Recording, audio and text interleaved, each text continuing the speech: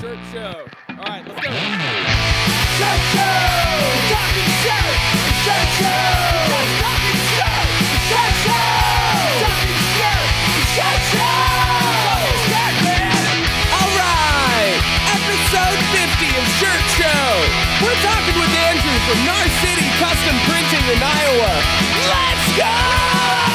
Shirt show! Should we do sponsors? Yeah, sure. Let's talk about them. Yeah. Do you want to go down the list? I would love to. So, we do have a most excellent sponsor, Easy Way, and Easy Way's line of eco-friendly chemicals will get the job done faster.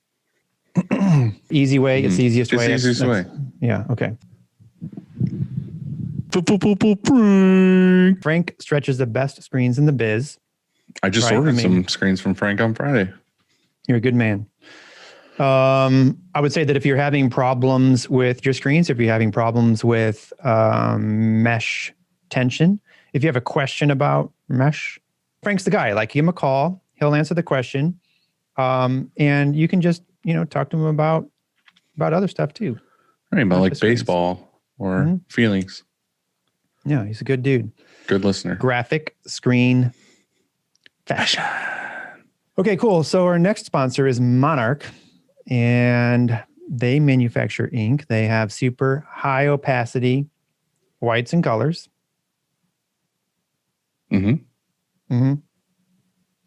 That's true. It is. I want to say, get better. Aaron had some surgery, and really? Get better, bud. I wish him well. Yeah. Okay. Monarch, ink better, print better, be better. Live Moss. Monarch.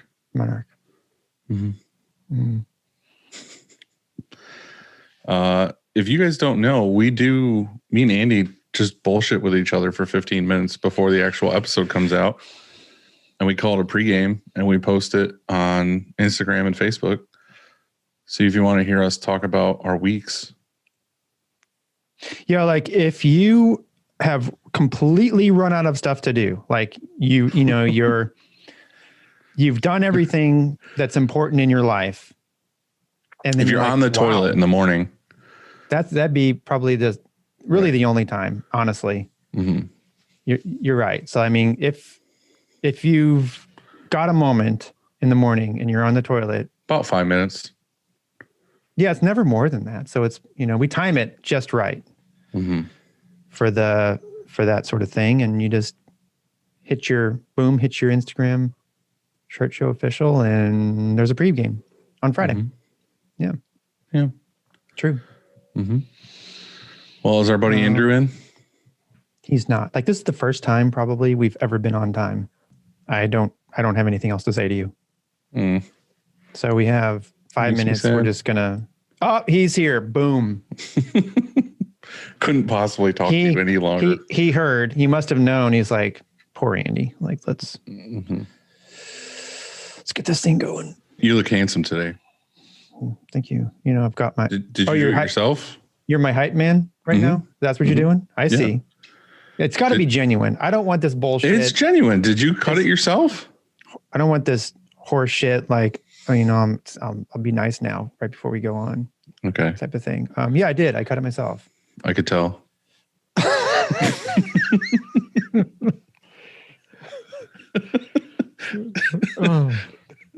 This is precisely why I said just like 2 minutes ago, like, I'm done talking to you until Andrew comes on. Like, there's no reason else. I was feeling good. My confidence was up. I just fucking brought you right back down. And you did you. Yeah. So today's guest is Andrew Guy from Gnar City Custom Printing. He survived a flood. He survived moving to a new shop just recently. And he also survived what? He's about to hopefully survive from the shirt show. Beautiful. That's the answer I wanted. I know. What's going on? It's a Saturday at the shop. Oh, are you working today? I did earlier. I went home, took a nap, and then came back. You know, I could really use a nap also. Why I can't got we up. do that on like a regular work day? Just like go I do it all the take a time. nap, come back. I come in at like 6 most of the time, and then I leave around lunch and come back like 3 hours later after a nap. Why I not think just- that's a thing. Like, it's like a siesta. That's what people do. Like America doesn't do that, but I think a lot of other people do, and it's smart. I'm bringing it back. It makes total sense. I just I don't know think about could pull 3 it off. hours though. That seems like a long time. That's not a I nap. I get lunch. Then I need a nap. Right. So I always feel like I need a nap after lunch at work anyway, so it makes sense to just take a nap at work. yeah, let's get a hammock. So how's the shop right now? Are you guys busy? We are crazy. And we just got done moving. So that sucks. We're still setting up everything, but we're struggling to keep up. Mm-hmm. Dylan, do you hear that clicking again, just like last episode? Is that coming from us now? Andrew I'm thinking probably has it a is. pen. Probably. Were you clicking something? He Take was. everything out of my hands. Everybody You gotta put does that- it. Literally every person does it. I do it. I even do it, but Oh, I feel you. I know. It's okay. I know it goes. sorry. The first timer. So how long, like, are you fully functional now in the shop, or are you still like moving and organizing stuff? We're fully functional. So we got the press. We moved in the office and embroidery April 1st. So then I was basically running 2 shops while printing was still going on at the downtown shop while we were waiting to get a tech in to help us move the press, because I don't want to mess up our press and not be able to print. So we hired an independent tech to come move it for us. That's so smart. Wow. Like I recommend that every single time Yeah. especially if it has to be, if you're not just like, if you're taking it apart in any way, definitely Yeah. have a tech come. Oh yeah. He was here for like a day and a half. Like he came, he used to work for M&R and now he's just an independent tech.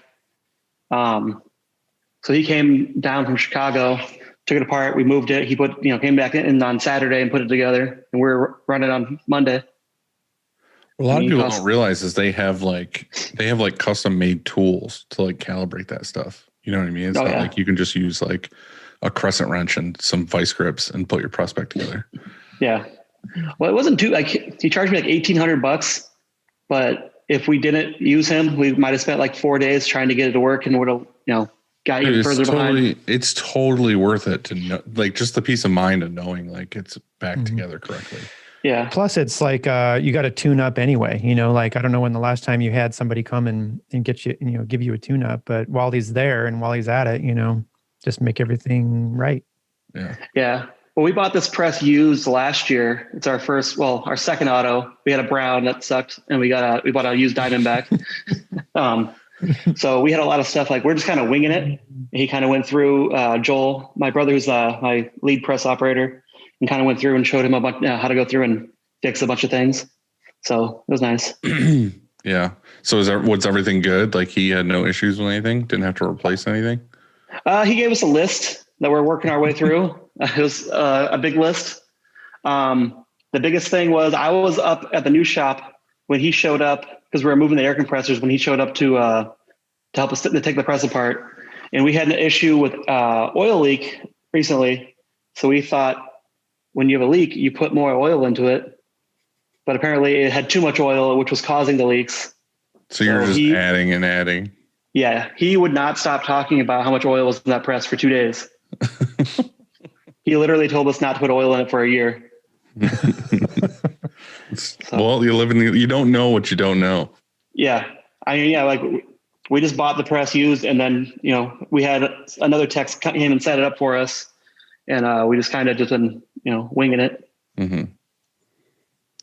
Now, I guess go back and tell us how did you get started? You were like a clothing line first, right?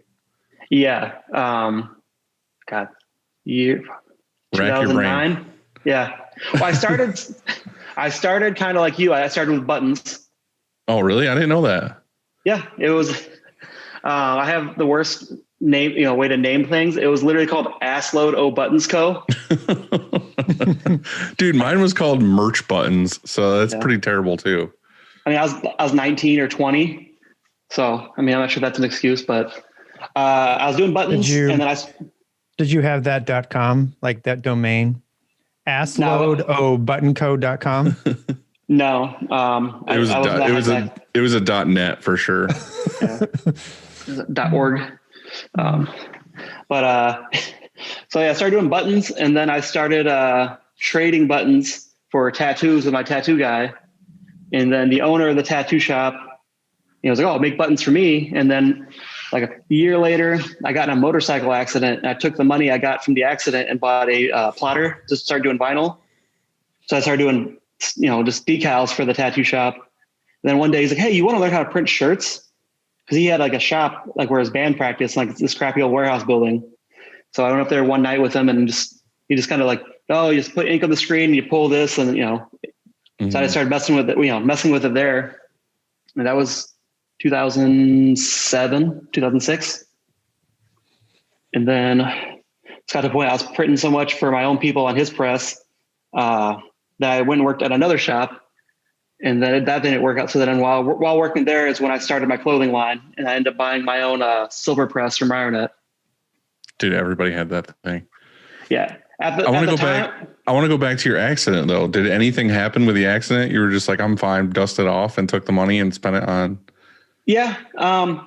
Like I was pulling out of my bank, and like some old man went through like a yield sign, and I T-boned him. But so I wasn't going very fast. So I only pulled out of like a parking lot like 50 feet, earlier. Mm-hmm. So the last second I jumped off my bike and slid across his hood, and it ripped my fingernail off and like scraped my shin. That was it. So it was like a badass 80s movie where you came off the bike and slid across his hood. Yeah. And my bike just hit the corner of like the front of his car and like just stayed there. It just broke off like 2 cooling fins on like one of the heads. That's awesome. And but yeah, when my fingernail came off, like there was so much blood. Like I'm laying on this guy's hood, and these people ran up to see what's going on. There's blood everywhere. And I'm just trying to look to see what happened. And you're just like spraying it all over the place. Yeah. And this old guy's freaking out. And one of the people who saw it is like screaming at this old guy who had to be like 90. So all of a sudden, an ambulance. That's a pretty good deal though. You crashed your bike, slid across a car, or T-boned a car, and then slid across its head. And all you had was like a fingernail issue, Yeah, that's not bad. Yeah, they talked me into going in the ambulance to get checked out. No, they did. Yep. So when I go in there and they just gave me like a tetanus shot and then wrapped up my finger. But I called my buddy. I was like, "Hey, I got in a motorcycle accident." Because while I left in the ambulance, my uncle came and picked up my bike with a trailer. My buddy like rushes over and goes up to my garage and like, "My bike's fine." He's like, "You fucking with me?" Like, "No, I really got in a bike accident." So the bike was totally fine. Like you could still ride it and everything. Oh yeah, I still have it. This is like fall 2006. That's what kind of insurance money did you get? Like a couple $100? Yeah, not a lot. I think it's like a little under $1,000. I kept on holding out for like trying to get more pain and suffering money. But oh, my finger. Yeah. So they should have been like, "Look, it's broken." Yeah. They called me, and then I was like, with a settlement offer, I was like, I don't know. And they called back like the next day it went up a little bit. And then I was like, I got to think about it. And then they called like a third time, and I was like, fine, whatever. Mm-hmm. You didn't split that difference. No. Yeah. But you know funny, how many times like I have not, like since I read that book, I've probably split the difference like 10 times. And every time I do, I'm like, oh man, why do I keep doing it? Mm-hmm. Yeah, there's definitely a lot of times since I read that book, I'm like, this has been used on me and like and worked. Yeah, definitely. I definitely the like talking back thing or like repeating what you say thing. I hear that all the time now, and I'm just like, oh, they're working me so hard right now. Yeah, how am I supposed to do that? Well, it's funny when you said that you took the insurance money and bought like equipment, because I think I told that story on here before, but I'm not sure. Where when I had my button company, I've always kind of drove like a shitty minivan for like the band and stuff, like moving equipment around. And I had a small green van. It was like, I don't remember what it was, like a Dodge something, like some square body, small van. And I parked it for work at Sears, and there's like the whole mall parking lot, like the big parking lot. And I was at work one day and somebody's car on the complete other side of the parking lot like popped out of gear and it rolled all the way across the parking lot and like smashed into the front of my van. But really all it did is it put a big dent in the plastic bumper. And I claimed it on insurance and they gave me like $1,500. And literally all I did was went home and like pounded the dent out of the I would have just drove with the dent. Yeah. And then I took that money and I bought a laser printer for the buttons. Oh, nice. Yeah. Because before that, I was taking like all the files, all the customer files to like Kinko's, and I was getting like, I need 35 sheets or so whatever. That's why I got mine at Kinko's too. I printed mine at Kinko's. Yeah. No, I did that for a long time and it was expensive and like just driving to Kinko's was a pain. So I was like, oh, I need like, whatever it was, like $500 for a HP laser printer. So I could do it myself. I didn't have the money. So I took that insurance money and bought it. Yeah, I used to go to Kinko when I first started printing on my own. I used to go to Kinko's and get the transparencies printed out. Mm-hmm. And you did to get like 2 of each one. And then it was when those 16 by 20 prints were huge. So I'm like piecing this together like to make, out of 8 by 10s to make like a 16 by 20 sheet to burn the screen. Mm-hmm. And that was the biggest hassle in the world. Yeah, I did the same thing. And you would tile them together. And if it was ever like more than one color, good luck. Because like the transparencies, like they shrink or expand or both, or who knows, like they just never lined up. We did a print. We had I don't even remember what the printer was now. Epson, I don't know, is the one that does the 13 by 19 sheets or whatever. And we had a couple back then when we first started, it was nothing but oversized prints. And a lot of the time we were splicing film together, like even printing them at the shop. We were taking the 13 by 19 film, cutting them and splicing 2 together. The worst was like a lot of times you could get away with it, but anytime there was a halftone or a small line or something, you would have that light undercutting and the line would get real thin all of a sudden and then get thick again because that's where you taped them together. And we actually have a video online somewhere back at the old garage shop when we first started. We did this massive print. I think it was like, I don't know, like 25 inches tall or 26 inches tall or whatever. And it was all like, it was like halftones blending into each other and everything. And you can clearly see like a line all the way across that print where we put the 2 pieces of film together. Oh yeah. Yeah. Yeah. I see old prints I did back then. Like now, like I'll see people still wearing them. I'm like, I can't believe that someone paid me for this. Well, they paid you and they probably came back. So yeah. Have you ever melted a piece of transparency film in a Kinko's printer or copier? I haven't. Me neither. Didn't happen. Let's not talk about it. Yeah. So you were working at the tattoo shop's printer? Yeah. Right? Well, the guy who owned the tattoo shop, like had like a space in this warehouse for his band to practice, and they printed the shirts for the tattoo shop. So I just started hanging out there. And I was printing stuff for him for a while, and then I just wasn't getting paid very much. So then I quit, and I worked at a truck stop because the world's largest truck stop is like 15 minutes from my house. Oh, really? Yeah, I got hired to work in their embroidery department because I wanted to learn embroidery. And then on my first day, they were like, "Oh, actually, you're going to work in the gas station." Wait, the truck stop had an embroidery department? Yeah, really? They got they got an embroidery, they got vinyl. They probably screen print now. This is 12 years ago. But so like that's what I got hired for. And then first day like, "Oh, you work at the gas station." And I hated it so much because everybody just comes in and buys cigarettes.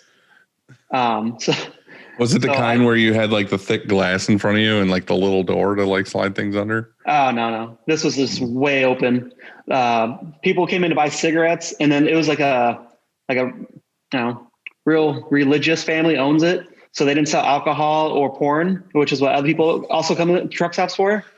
But did they come there? Did it have a shower?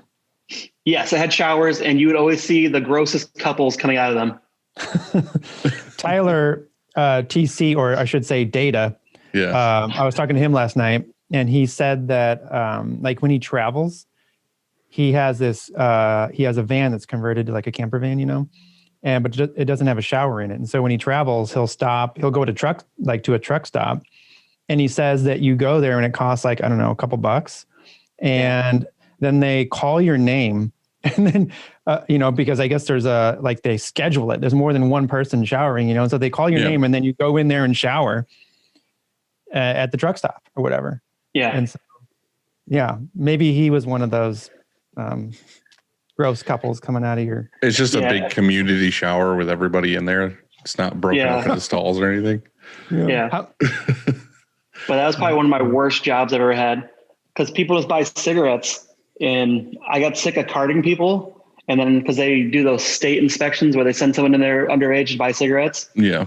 So once they told me those people couldn't lie to you about their age, I just started asking people their age instead of checking their IDs. So who knows how many 17-year-olds that sold cigarettes to. Oh, you're 45? Okay, here's some Marbreds. Yeah. What other, on that topic, what other jobs have you had? I got a lot. I've been a furniture mover. I've worked Wendy's, McDonald's. I worked at UPS. What'd you do at UPS? I was a package. I worked on the twilight shift, small packages. So like a loader? Small pack. No, they handle all the QVC stuff. So it comes off a truck and then it comes with these giant bags, and I just unzip bags and dump them down a chute for 6 hours. You just handled small packages for 6 hours? Oh, yeah, basically. But when I worked at that moving company, we were moving a tanning salon that closed. The announced they were closing that morning, and the news showed up because they were taking money from people for monthly memberships up until the day before. So the news showed up, and the owner definitely was like, "I don't know, you got to talk to the owner. He's not here." Well, I'm just taking apart a tanning bed. I went to that was the last day I worked there. I went to lunch and just didn't come back. But I worked at John Deere for a long time. That was what I did before I did my shop full time. Because John Deere's from here. Yeah. Moline, Illinois is across the river from the shop, the old shop. You get any of that John Deere business now? No, I tried getting stuff when I worked there for our union, but they wouldn't let me do it because I wasn't a union shop. Right. But it was just me. So what would be the point of joining a union alone? Not much of a union. I was going to ask, is there a guy named John Deere? Is that a person? I have no idea. Or is that just a fake, company name? Like Mark Twain? I do. I ride a Cub Cadet, so I wouldn't know much about the That's John a real Deere person. Cub Cadet. You know him? Mm-hmm. What jobs have you had, Andy? Are you going to be hype man? Or are you going to be supportive about these jobs? I can already tell they're going to be really good. Well, my first job, I was a bagger at a grocery store. That was my first job. Let's see. I was, there was a ton of inbound and outbound telemarketing in that town at the time. And so not only did I do outbound telemarketing and call people and try and sell them shit. I did that. There was so much rejection, but when you did get a sale, they rang a bell, and you got more cash. It was I was getting paid pretty well for 17 years old. So you were just cold calling people. You were those assholes that get hung up that I hang up on. Well, sort of, because you had to sign up for whatever we were. That particular one, I was selling some sort of travel discount card thing bullshit. So you had to you somehow signed up for it. You were interested in it, but still you would call, and maybe it would have been a year or something since the last time they don't even I don't remember signing up for this or whatever, but you couldn't take just one no. You had a whole binder full of rebuttals, whatever they said, boom, you had something to come with. You just went down the list. Yeah. Dude, this reminds me. I was sitting here Friday, ordering shirts in the office, and there's music playing or whatever else. And I hear Kristen at the front desk pick up the phone, and I'm not thinking anything of it. And all of a sudden she starts going off. She's like, "Don't you dare ever fucking call back here ever again." She's like, "You're not from the Social Security office." And she's saying all this other stuff. She's like, "If you call back again, you're never going to be able to pick up a phone." All this stuff. And I was like, I really hope that wasn't the IRS or somebody trying to call me, because she went hard. whenever anybody did something like that, like I kept the name on the list, like for the next person, like remove me from your fucking list or whatever. Like you're on the list still. Like if they ask nicely, like highlighting it, yeah. Call first. That's what I got fired from. The one I worked at for is for, they said to put them on the list and I didn't. I only worked there for like a week though, until they fired me. That sounds like a great job. So what was your next job? After which one? Andy, I want to know what the rest of your jobs are. Then I pretty much just went to restaurant industry, like I was server, a lot of times at different restaurants. Cause it was all about the tip money, like when you're 17 and 18 and stuff, if you want to make any sort of money, then you get the tip money. You can make pretty good money like a Friday night or Saturday night. So way more than like minimum wage then was, I don't know, $4 an hour or whatever it was, so. Yeah. How about you? My first job was at the grocery store bagging. And then I think I was only there like a month.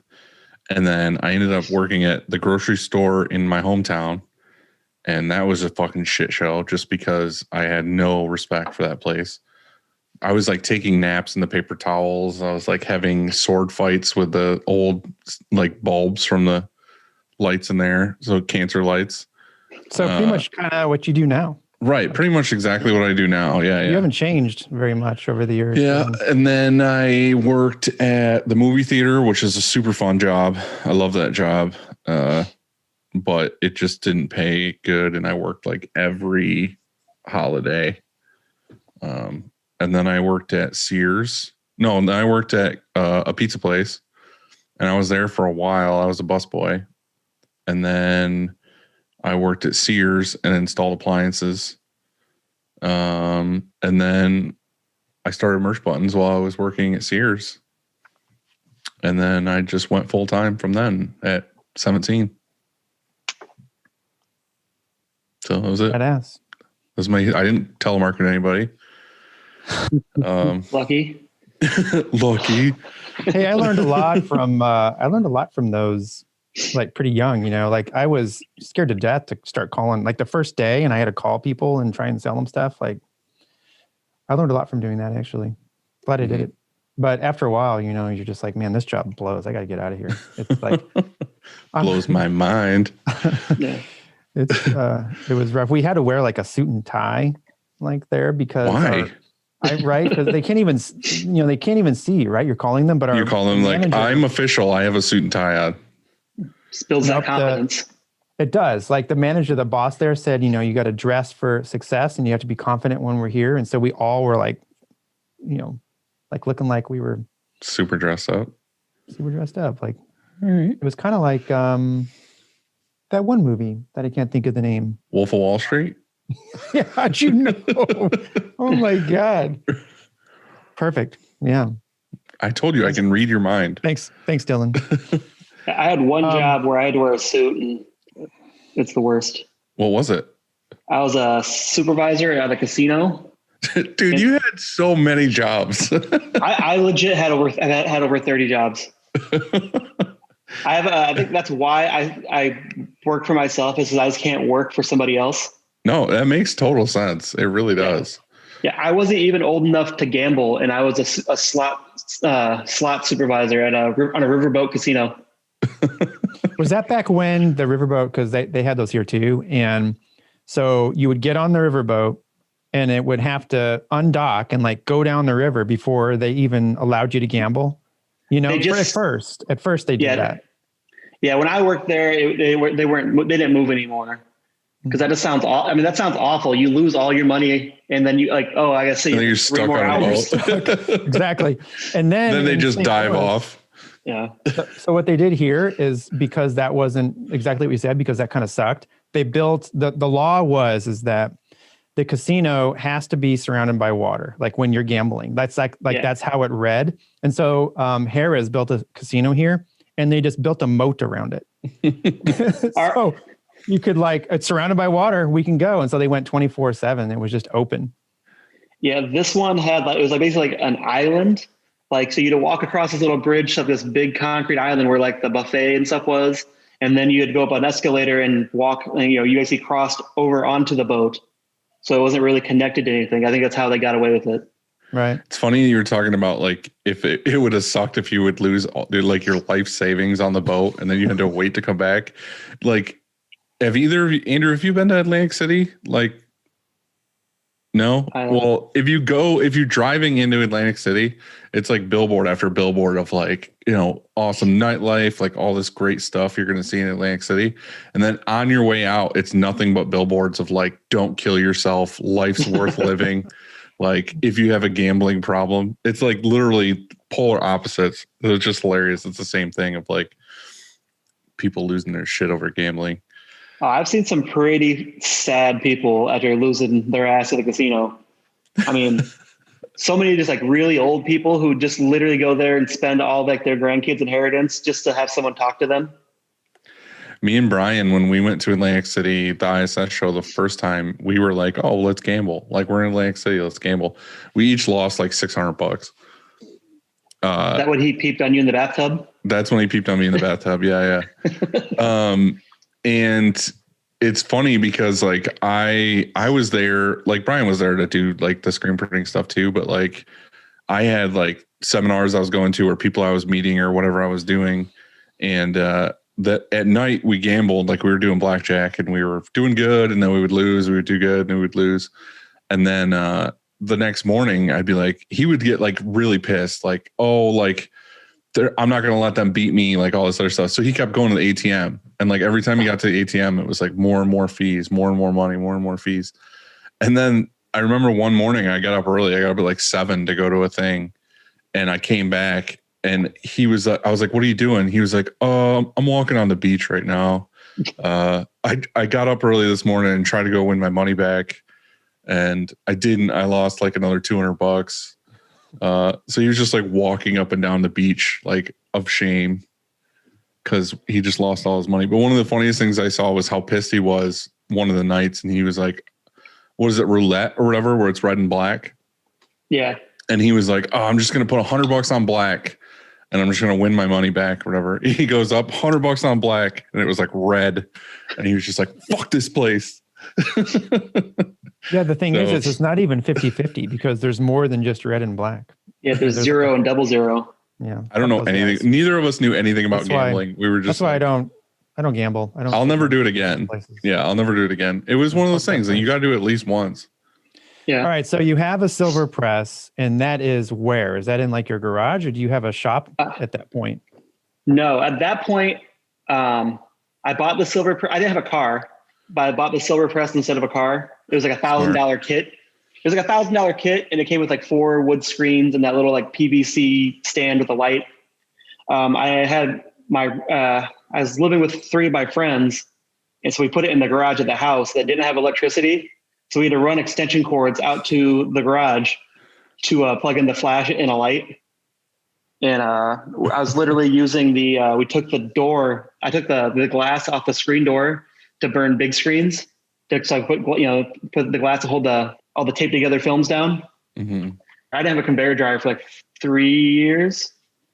I cured everything with but when you do those big ass prints, like you got to flash the top and then the bottom.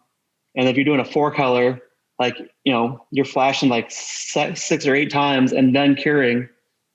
So the best part about that is when you see a shirt in the wild and the bottom of it's all washed off, but the top's all still there. Yeah. It's because you got distracted and over cured the top. Right. So I would just sit there. I also fully cured shirts with the flash for a while. I don't know how long it was. It was at least 6 months, maybe even a year. Did you have a temperature gun? Like, how did you know when your shirt was cured? Did you just guess? And you're like, oh, I'm going to do it for 10 seconds or whatever it was? Or did you? When it starts smoking? I did it for like 30 seconds. And then I just kind of put my hand between the flash and the shirt. Like, that seems hot enough. And this is back before they had like those phthalate-free inks or whatever. That like the cancer causing inks. I was just like, Smoke was just coming in my face and burning my eyes. And I was trying to get these like neon green and neon pink prints for like pop punk bands. That sounds so awesome. Yeah. I never flash cured anything. I had a conveyor right off the bat?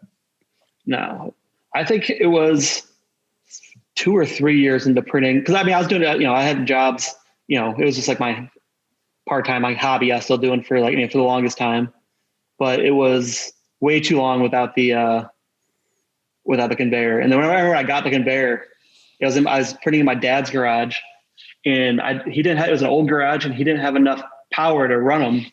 So I was popping fuses like every 30 minutes. And it was like the old ones that like screwed in. They look like they pop for a reason, right? Oh, I literally went and bought every fuse in town just so I could, like, every time I had to print, I had to go buy like a dozen fuses to do like a 50 shirt job. So you're saying it wasn't a breaker that you could just reset. It was like you have to actually buy a new fuse. Like an old school screw-in fuse. Yeah. It looks like the bottom of the light bulb. That's how you burn your house down. What are you gonna do? It's my dad's garage. It's still there. It wasn't attached. I wasn't gonna burn his house down. Right. Yeah, he just had an extension cord running out there too. So right. 100-foot extension cord. Well, that was at my buddy's house. I've moved my shop. I've been in 4 different garages, and then I rented part of a space of that tattoo guy's shop for a little bit. Had mine in the corner. Basically, I paid for the rent of using the corner of his shop by doing his printing on his press, and that was the worst idea ever. Because I was definitely printing way more stuff. Yep. And then I think how many garages? That's 4 garages, including the garage in my house I have now that we moved out of 4 years ago to go in our last shop.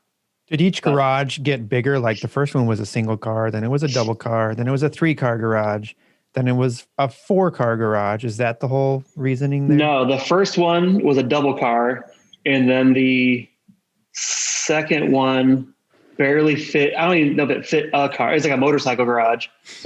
So you downsized. It was a lean-to. And the third one was in a single car garage. The first, my wife and I, when we were dating, still dating, we moved in together, and we had a garage, and it didn't have a base. We didn't have a basement. So I was cleaning my screens in the garage, but there's no plumbing. So I would just drain into a 5-gallon bucket that I just walked outside and dumped it on the ground. I love how everything with your story so far has been like, I did this here, but I didn't have the most key ingredient to what I was doing in that area. Yeah. Like I was doing this here, but I had no electric. I was doing this here, but I had no water. Yeah. But eventually, and then I re-rented, because that didn't work in the winter. Right. So we rented a spot in this warehouse downtown. It was dirt cheap. It was like 1,000 square feet. I paid $250 a month, including utilities. And I split it with my buddy. He used it as like an art studio. So I was in there for 2 years until we bought our house. And then that building just got way too sketchy. I had a lady come pick up an order of koozies for like a family reunion. And like, it was like a warehouse, but it was like an office building. Do you know what Isabel Bloom is? They do like little like concrete, like figurines. They're like angels and hearts and stuff. I don't know. They're big with old people. They make them here.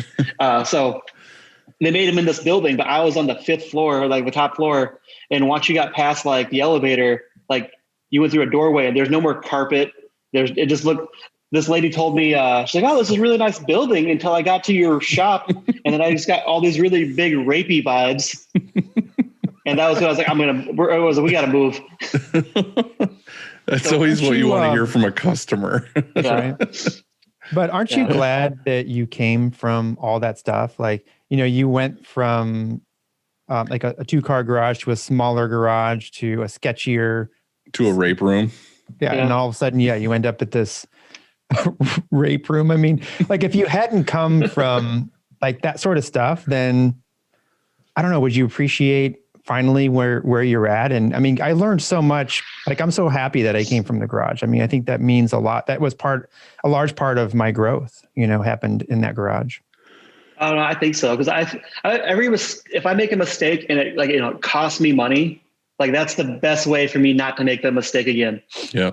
We talk about that a lot. The first time you screw up a big order and it costs you like $1,500 in blanks to redo it, like I'm not fucking that up again. Like that's like, last time, like it's happened, but it happens. But that's when I first started like printing out the mock-ups for my printer, my guys who are helping me print, because there's too many issues where like that's on the wrong side of the shirt, like set up 3 of the 4 colors. I'm not going to name any names, and this was years ago, but I had 2 guys out there running the press, and we walked out there. It was like 500 shirt job or whatever. And we went out there, and the shirts were being like laid out at the end of the dryer. And I looked at them, and it was like a whole bunch. It was like a sports thing or whatever. And it had a whole bunch of sponsors on that, you know, like all the logos and everything all stacked up on the back of the shirt.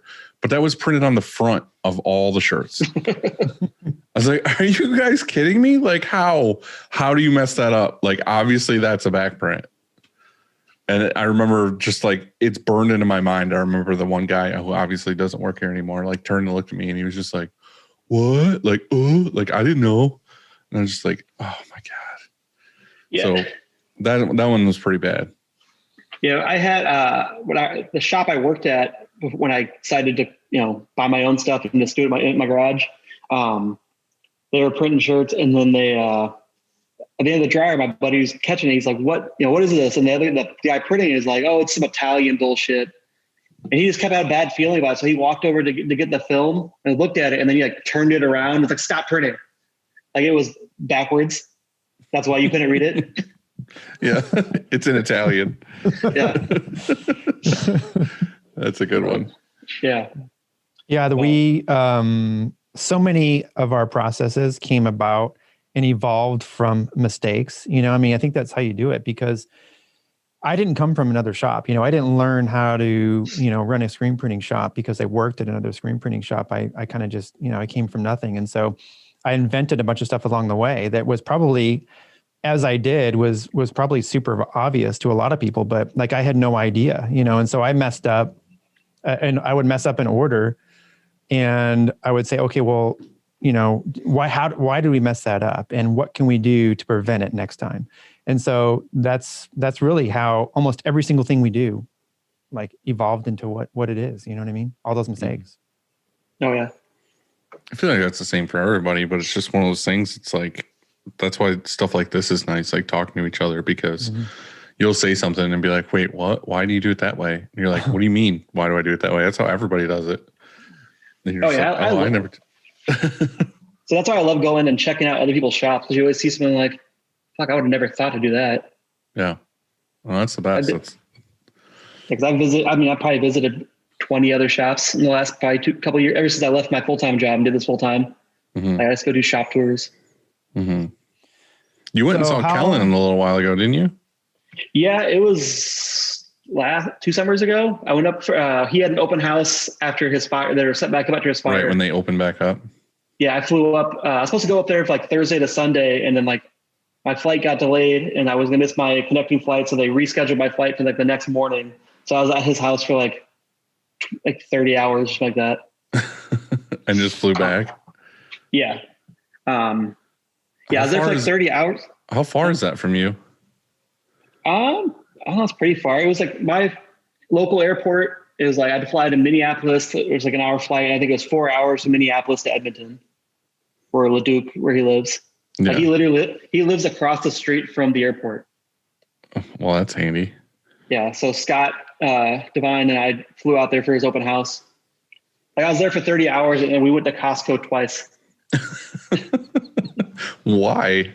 For the food for the open house, he bought 100. You go to Costco, you get a pop and a hot dog for $1.50. So he bought 100 hot dogs for the open house. And then Scott and I ate most of them. 50 each. Yeah, I felt like it. But so yeah. You finally got your own place after the garages. You finally got your own shop, right? Well, then I moved back to a garage after that, after the lady called it rapey. Because we bought a house that had an 18 by 18 workshop built onto the back of the garage. So I turned that into my shop and did like the screen cleaning and stuff downstairs. So it was actually a pretty good setup for from 2013 to 2018.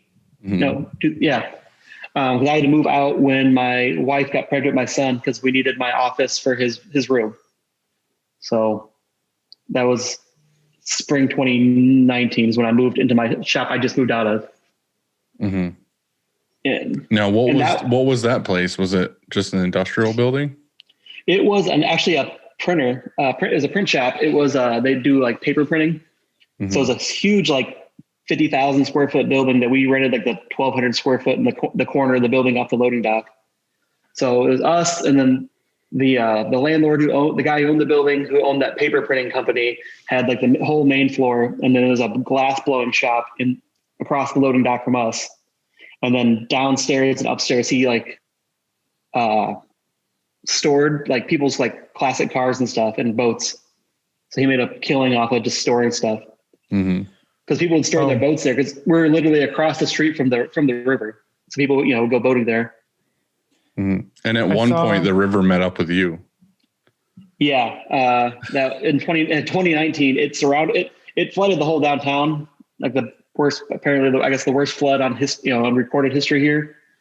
Our floors were like 6 feet off the ground, so I never got into our shop, but it surrounded the building. So I bought Joe, who worked for me at the time. I bought knee-high rubber boots for him to walk through the water to get to work every day.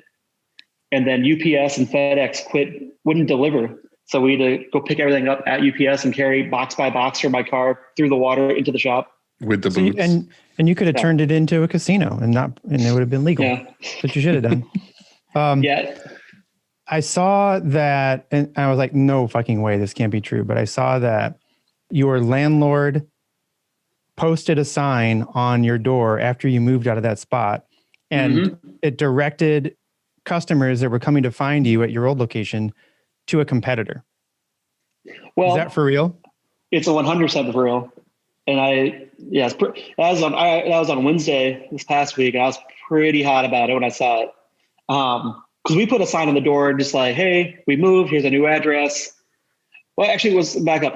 The paper business sold a year ago to another print shop who also outsources their screen printing and embroidery.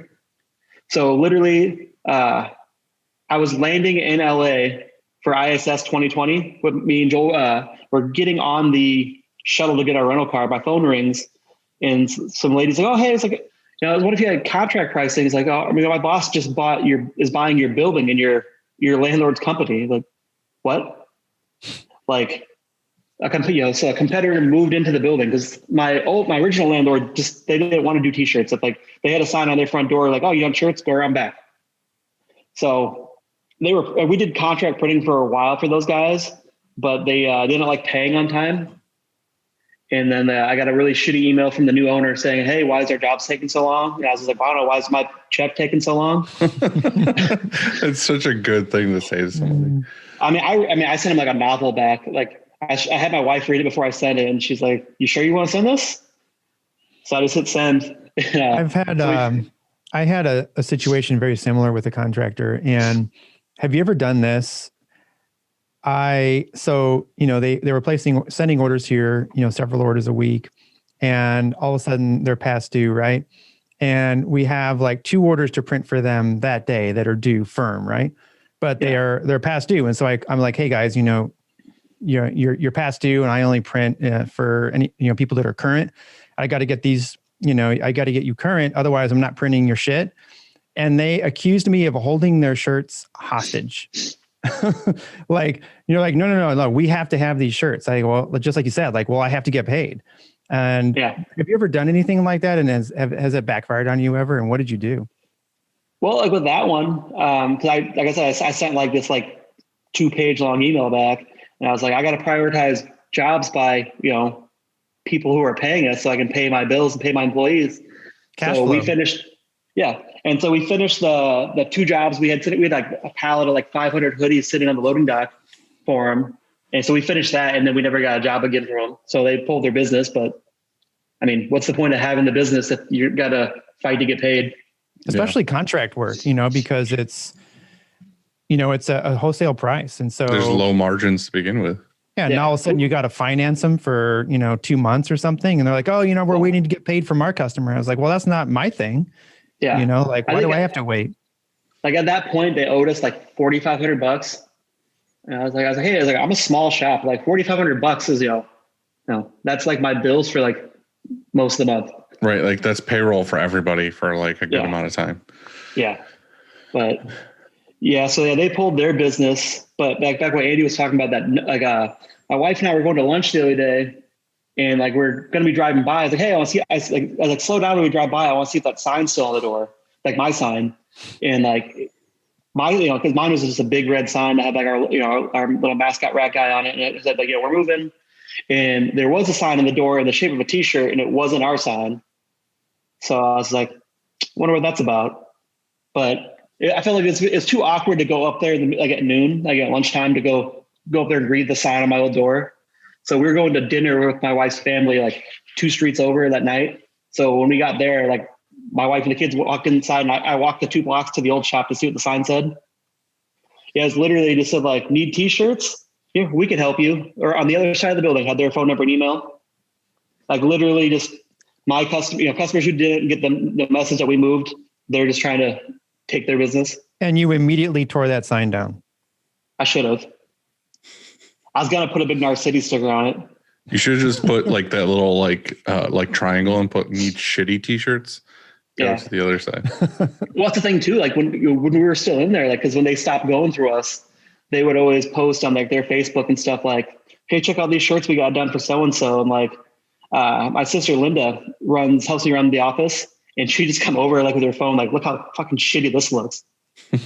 And then they would post a bunch of these like, these sim process jobs that like, their new printer, we know for a fact can't print, like, stuff that we printed. Like, get a hold of us for prints like these. And we're just looking at, we know you guys can't print these anymore. So that part of me just kind of wants to, like I have, we worked with them for like maybe 6 months. So I got 6 months worth of artwork and customer info. If we wanted to, cold call anybody, if I want to be stoop to their level, I guess. Yeah. Well, maybe you should. I mean, honestly, we're so busy right now. Like maybe later. Mm-hmm. But like, I know. Well, we had this discussion a little while ago, but it was the same. Like, I have a city pretty close to me, Binghamton, and like there's like 2 or 3 shops there that I knew. Like I knew the owners of, I was kind of buddies with, and like we talked, or if they needed ink, I brought them ink, or if I needed something, I could head down there. And they're all gone now. Like with COVID and stuff, they went under. And now I'm like, oh shit, well, I didn't take business from downtown because that was their territory and I didn't want to step on their toes. But now that they're gone, I'm kind of like, shit, where are you guys' customer lists at? Like, yeah, who can I hit up down here? Yeah, there's a lot of printers in my area, but the nice thing is there's a lot of printers, but there's not a lot of good printers. Mm-hmm. So all the printers that, I think are good, like I'm actually, buddies with, like, we've, needed ink, or one of the guys, he thought he had a roll of film sitting on his, shelf and is empty. He's come down and, bought film for me, or my film printer's acting up, so he ran films for me. But it's nice having like a nice, like, cause like our area is big, so I can't print everything. Mm-hmm. So it's nice being able to have people around you that you can, borrow stuff from, or, just kind of talk shop with. Yeah. So when you survived the flood and you got in the shop and all that stuff, what were you doing equipment wise? Were you still doing manual stuff, or? At that time, yeah, we just had I had a 6.4 Riley for forever. Cause I was always, I was just always too afraid to spend too much money. And then, things slow down, and then, I'm shit out of luck, I guess, sell what I have. So right. I ran a Riley 6.4 with a joystick since 2012 until like 3 years ago. And then we bought a Sidewinder from Matt and Nathan at Relentless. So I drove to Lincoln and picked it up. So then we had 2 manuals, and we had just a Riley Cure dryer. And then, so we just, I don't know why we had 2 manuals, because I only had 1 printer at the time. It was just the 2 of us, and I was busy doing everything else. But eventually we ended up bringing in, probably like within a year, we brought in my younger brother, Joel, who's my main printer now. So we, just that first day of running 2 running 2 manuals, like just how much more shit we're getting done. You double production, insane. Like it's awesome. Yeah. Yeah, I remember, like, I don't know if this is, because I spend money to get a new flash, to buy a second flash, had to get the flash wired in. I was like, and then the first day Joel started working for me, because he'd already helped in the, in my garage shops before when he was younger, because he's 25, 26.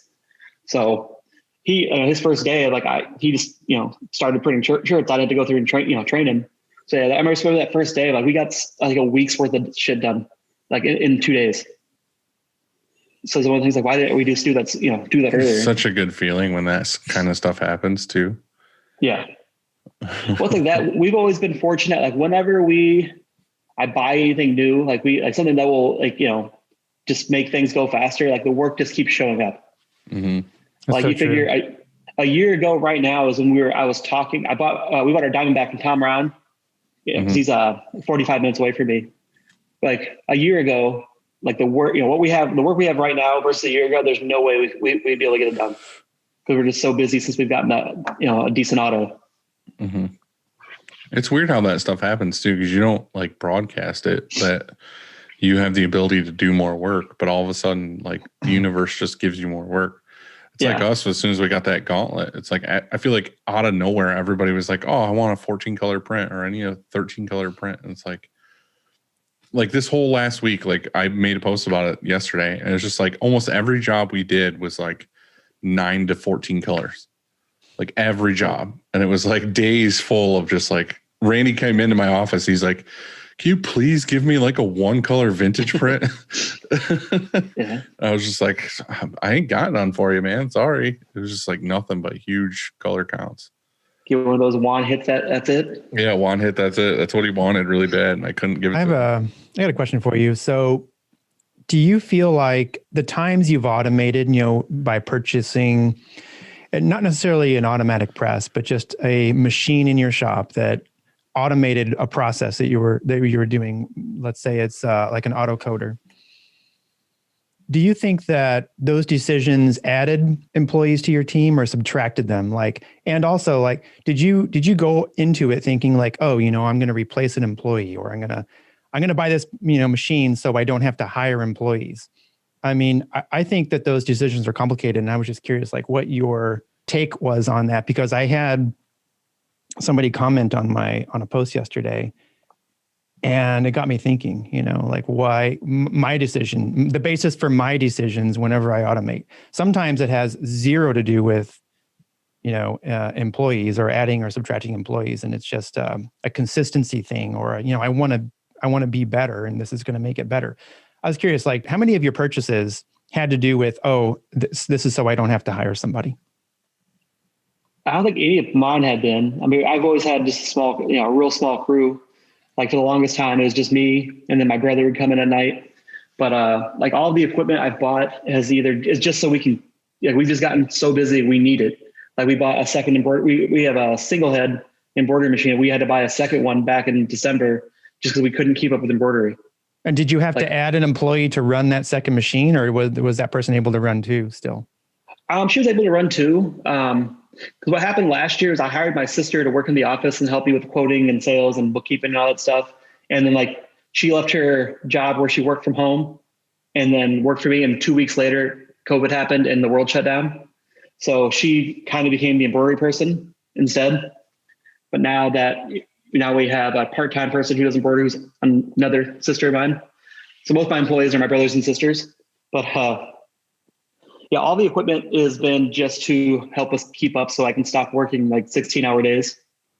I feel like that's the real talk of it is a lot of us think about buying equipment when it's a stress situation or a bottleneck. And we're like, well, I'm right now, I'm looking at it as oh shit, I could really use this or an auto reclaim or whatever because I need it. If I had that, then my current guys could do so much more, or, I could just grow this area to hire more people. Yeah, that's a perfect example because you adding auto reclaim. It's an automatic piece of equipment, right? It doesn't necessarily replace an employee because somebody still has to run that piece of equipment. But what it also does is almost equally important is it makes that person's life way better who's doing reclaim, and then they can do other stuff, bigger, better, cooler things, instead of standing there scrubbing on a screen, And so I think that to assume that, I have this automatic piece of equipment and it's like a robot and it's replacing an employee, I think that's a terrible assumption. I think that happens. I think that's a real world thing. I think that that happens in our industry and in all kinds of industries. I mean, of course it does, but we're not a sweatshop here. We don't treat people like garbage, and we don't want to just have 0 employees that all of it's automated. It's impossible. Like, it's an impossible thing. And I would argue even that getting automatic equipment and getting another automatic press, well, I mean, you have to have a press team to run it, not just we run in teams. And so if I were to add an auto, I have to hire 3 people, and so I don't know. I don't think that you can stand on a manual press and print the kind of orders we print and be okay at the end of the year. Like, your wrists will not be okay at the end of the year. I know this for a fact because I did it. And so there just comes a point where you have to make a decision, and it's not a bad decision. It's okay to run a manual, to run a manual press forever, like never go to an auto. But then you have to, I think, I think your business formula needs to be, you have to have a plan. You can't go volume. You can't be printing hundreds of 5-color shirts, or like you just said, you were doing 9-color orders. You have to print 9 times for every single t-shirt, times how many hundred. And so I think that if I were going to be a manual shop, I would have to completely abandon most of the orders that we do and go look for smaller orders, because you just wouldn't be able to physically do it after a certain amount of time. You just break down. Everybody would. It's hard enough on an auto. Like, an automatic press takes a toll on your body. Oh, yeah. Think about a manual. But yeah, that's how they always sell you on that equipment at the trade show. Like, hey, this press doesn't call in for sick to work, or doesn't come in unmotivated and all that stuff. No, but the people that run it do. Yeah, but we still we run our auto. It's a 6.8 Diamondback, and then so we can't print a 6-color job on it. And like lately, everything's like we're like half our orders is 6-color. So Joel is still printing up 6-color jobs, like 400 piece orders on the manual, while my other guy is running the auto that like he helps set up and help me get. So I just got quotes back from M&R on a Sportsman. So put your order in soon.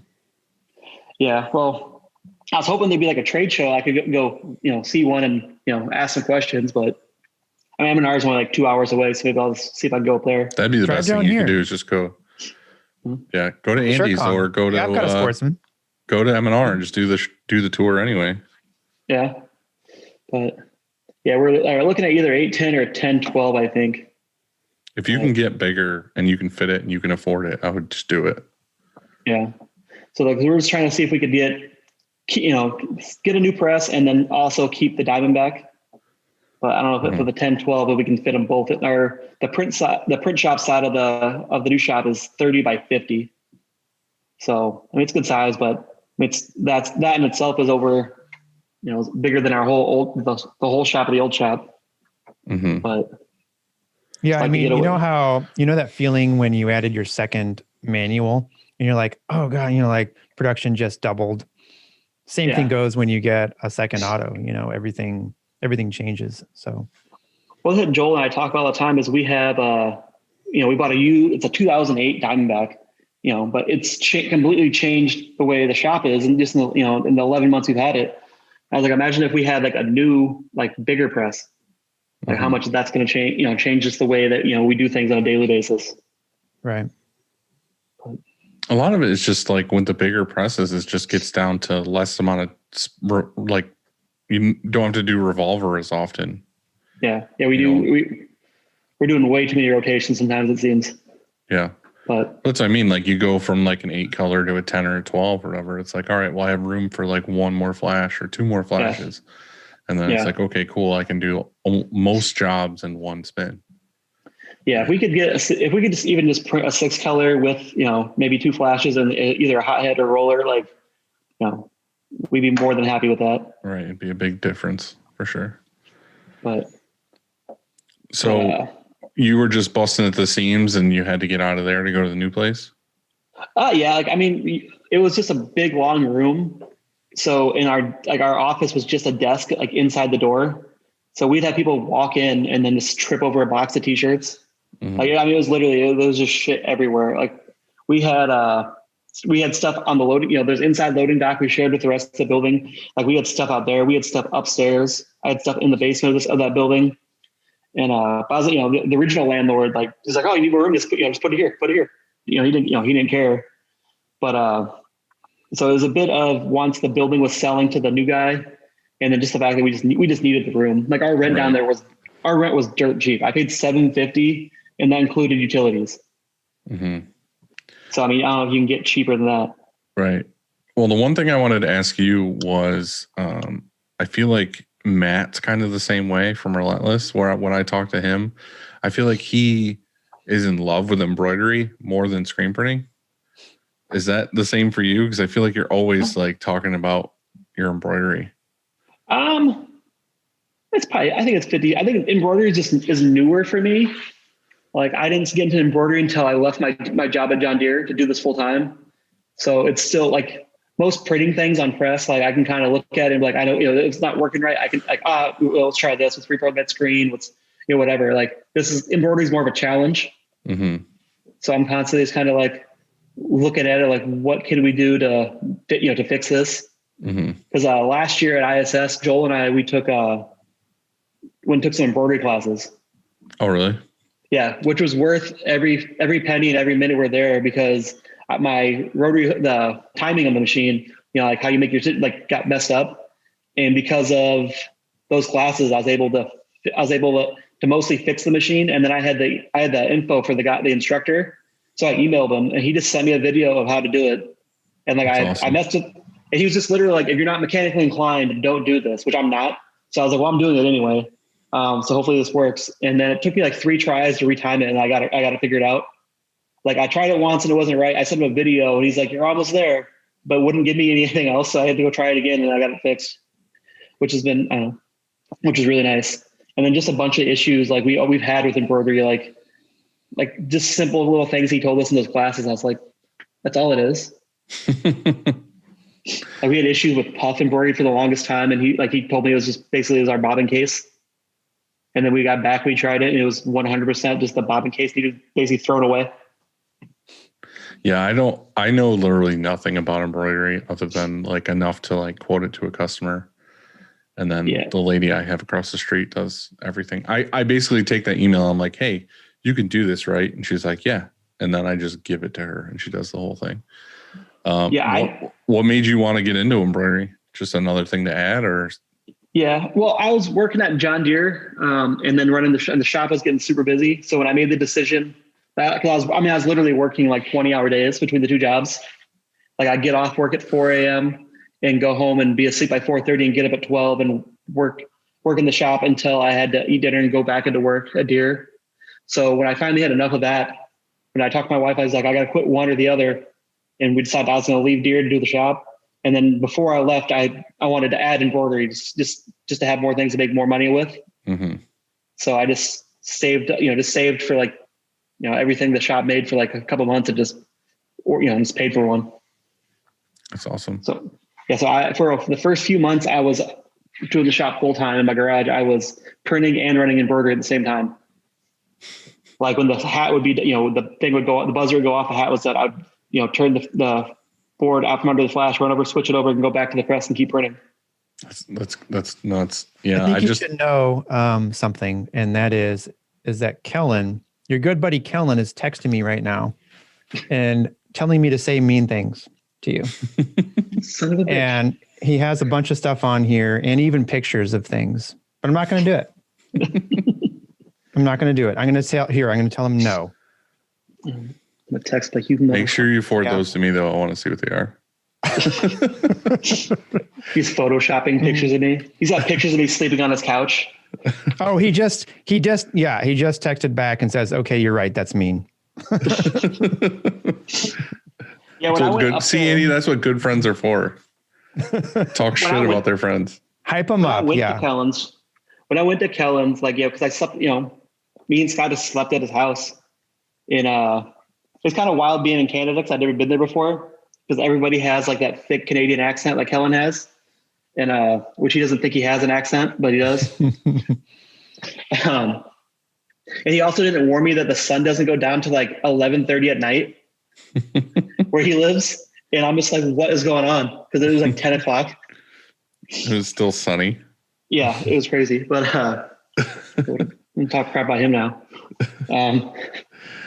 Yeah, Kellen's a good yeah. dude. Actually, he just got a press installed and he went through all kinds of shit with it. Yeah. He said I know all about it. You know, and I have a Cobra, and it's like I think he thinks it's my fault, and so I told him to get one. So yeah, I mean, it's crazy when you get a new press. It's hard just even getting it in your building. Like he struggled even with that. Like it showed up on a truck. And he couldn't get it off with the backwards or something. Right. Yeah. He had to hire or rent a crane or something to come out. You know, like I've been through that. It's no fun. It's hard. It's hard getting. It's a giant piece of machinery, you know? Oh yeah. Like our old shop, it had a loading dock and our new one doesn't. So I was, I was going through and talking to places to rent a forklift, and it's a lot of money to rent a forklift just for 2 days. Mm-hmm. And we got lucky. There's a bunch of it's like we're in a contractor condo basically. So it's a bunch of just big steel buildings, and the guy across like the little alley from us has a forklift. So I just walked over one day. I was like, "Hey," I was like, "Is that forklift yours?" He's like, "Yeah, why?" And I told him, I was like, "Okay." That's cool. And then when we were moving he was really worried about how heavy the press was because it was like an old forklift. And Wally, the tech, when we were unloading the base of the press, the guy asked Wally how much the press weighed. And he just said, whatever your fork truck's rated for. And we got it all out. Yeah, sit on the back of it, help weight it down. I've been through all that. Yeah. Mm-hmm. Yeah. It's scary. Like when we had that brown, like we did, the building we were in had a freight elevator. So we had to bring it my friend's, the base in the back of my buddy's truck and unload it with my landlord's forklift that was in the basement and put it on the freight elevator. And it was like bodying him out of his truck. And I had to go like 3 blocks. Not saying that the brown was your worst purchase, but I have this question in here that I like to ask, which is, what was your worst purchase you've ever made? The brown is close. The first year I went to ISS, my wife and I, it was like right. I left Deere on my last day was like the day before New Year's Eve. 2016. So we went to ISS 2017 for the first time. So, it's like could go do trips like that again now. And it's still like on a shelf in my garage, never been used. I bought it looks like a button press, but it was a pad printer. Mm-hmm. And it was like $1,800 and never once used it. I was like, oh, cool. Print our own pens or some stupid shit. And it's You've never used it? Nope. Like I started trying to learn how to make the plates, and the company is actually like close to Chicago. So like when we bought it, like, oh, you guys are going to hour from us. Like you come up, we'll show you how to use it. I was like, oh, cool. So I bought it and then just never did it. but yeah, then that, and then the brown, we got the brown from a local, we do a lot of local contract work. And there's this like a sign shop. They print like books and signs and all the, basically everything. And then they had their own in-house screen printing shop, but they hated doing it. So then they reached out to us for contract, and they're like, hey, you want to buy this press we got? I was like, we have an auto. I was like, I'll come look at it. As soon as I walked in like their shop, I was like, no, thank you. I was like, I think we're good. And then like 6 months later, like they needed the room that the printing stuff was sitting in. So they're like, hey, we want to sell it. We want to trade it for like credit for printing. And I was like, I still don't think I want it. But like, well, whoever takes it is getting our business for 2020. And they got you there. Yeah. So it was like $75,000 worth of like just printing. Like I was okay. But then what did you say? 75? Yeah. Oh, not for the press. No. Like the printing I would have got in a year. I see what you're saying. I thought you paid $75,000. Oh, no. The press. They wanted me to buy out their whole screen printing. Like that brown manual. I got you. So they wanted $25,000 in credit. I was like, it's not worth $25,000. Like not even by a long shot.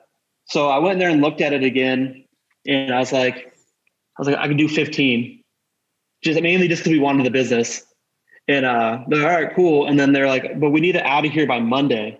And like on Sunday, and it's like it's Thursday at this time. So like it was I was leaving for a week-long trip on Monday. So like my brother and two of my friends had to go, take it all apart and move it. But they took it apart, moved it, and then we put it back together. And it did print okay. Like Joel did a bunch of like 4-color, like wet and wet jobs on it, for stuff. So, but we couldn't keep it level. Like Joel would spend like an entire day leveling the pallets and then set up a job the next day, and like 50 shirts in, like he just walks outside. Like he just was just done with it. There's a couple times like he just went outside. It's like, no one talked to me. So that's kind of what, motivated us to get, because everything else too, we sold. Like we didn't need the manual. We didn't need, I had already had better manuals. We didn't need the dryer. The dryer is actually still in my garage. And we have an exposed unit is sitting in our warehouse on the other side of the wall for me right now. But everything else we sold. So I think we sold everything. And then when I eventually sold the auto, I think I lost like $3,000 on it. Well, you still got that company's business for the rest of the year. Yeah. Well, yeah, but that was for their 2020 business, which they mostly did like 5Ks in schools. And so that $75,000 I was hoping to get was more like 15. Oh, yeah. So, but since we're doing we were doing it for credit, and that's when I was like, we're not getting paid for these jobs we do for them, but it's not really affecting us. Like, why do I keep telling myself we can't afford like a nicer press? So that's what I went like on DigitSmith and just started trying to find like a decent, decent used auto. I came across the one from Tom that we bought. Right. He was having like an auction, right? We didn't get that from the auction. That was in December, which we bought a piece of equipment from that auction that ended up being too big for our shop, and we ended up fucking scrapping it. So I lost. Didn't you get like an air compressor or something? Well, when I bought the press, he gave me an air compressor and a chiller. I think we broke the air compressor moving it, but so the chiller still works. So now we just use the air compressor we got from him. We just have it connected to the air compressor I bought for the extra tank. Mm-hmm. But when I talked to Tom, I was like, I was trying to get him to come down on his price a little bit. I was like, I'm only an hour away from you. He was like, well, come pick it up. I was like, I'll come get it tomorrow. And then he went down like a little bit, and then he's like, oh, but just so you know, it's not in my shop now. It's in my old shop, which is 5 hours away. All right. Well, we still want it. So his new shop is how far from you? Like an hour? Yeah, maybe an hour, maybe a little. But his old shop is 5 hours away from you? Yeah. As across, like all the way across, like on the other side of Iowa, almost like Nebraska, I think. But actually we went back and forth on the price, and then he's like, you can pay me over 3 months if you want. And I was like, sold. So Joel and I rented like a 26-foot U-Haul, and like at 4 a.m., like 2 days later, and drove 5 hours each way to pick up this press. And now when you got there, was it apart, or you had to take it apart? It was partially apart because he had somebody else that was going to buy it and backed out. So they had all the arms off and like 2 of the heads off. So us and Tom and like his father-in-law took the rest of the way apart and loaded it into the truck. So I never got to see it run other than the video. He had a video of it running before like they moved out of that shop. Right. But and then he's a stand-up guy. He's not like a shitbag I got to worry about. So he's like, if there's issues, he's like, just let me know. I'll come up. I'll come to Davenport and take care of it. Right. That's good.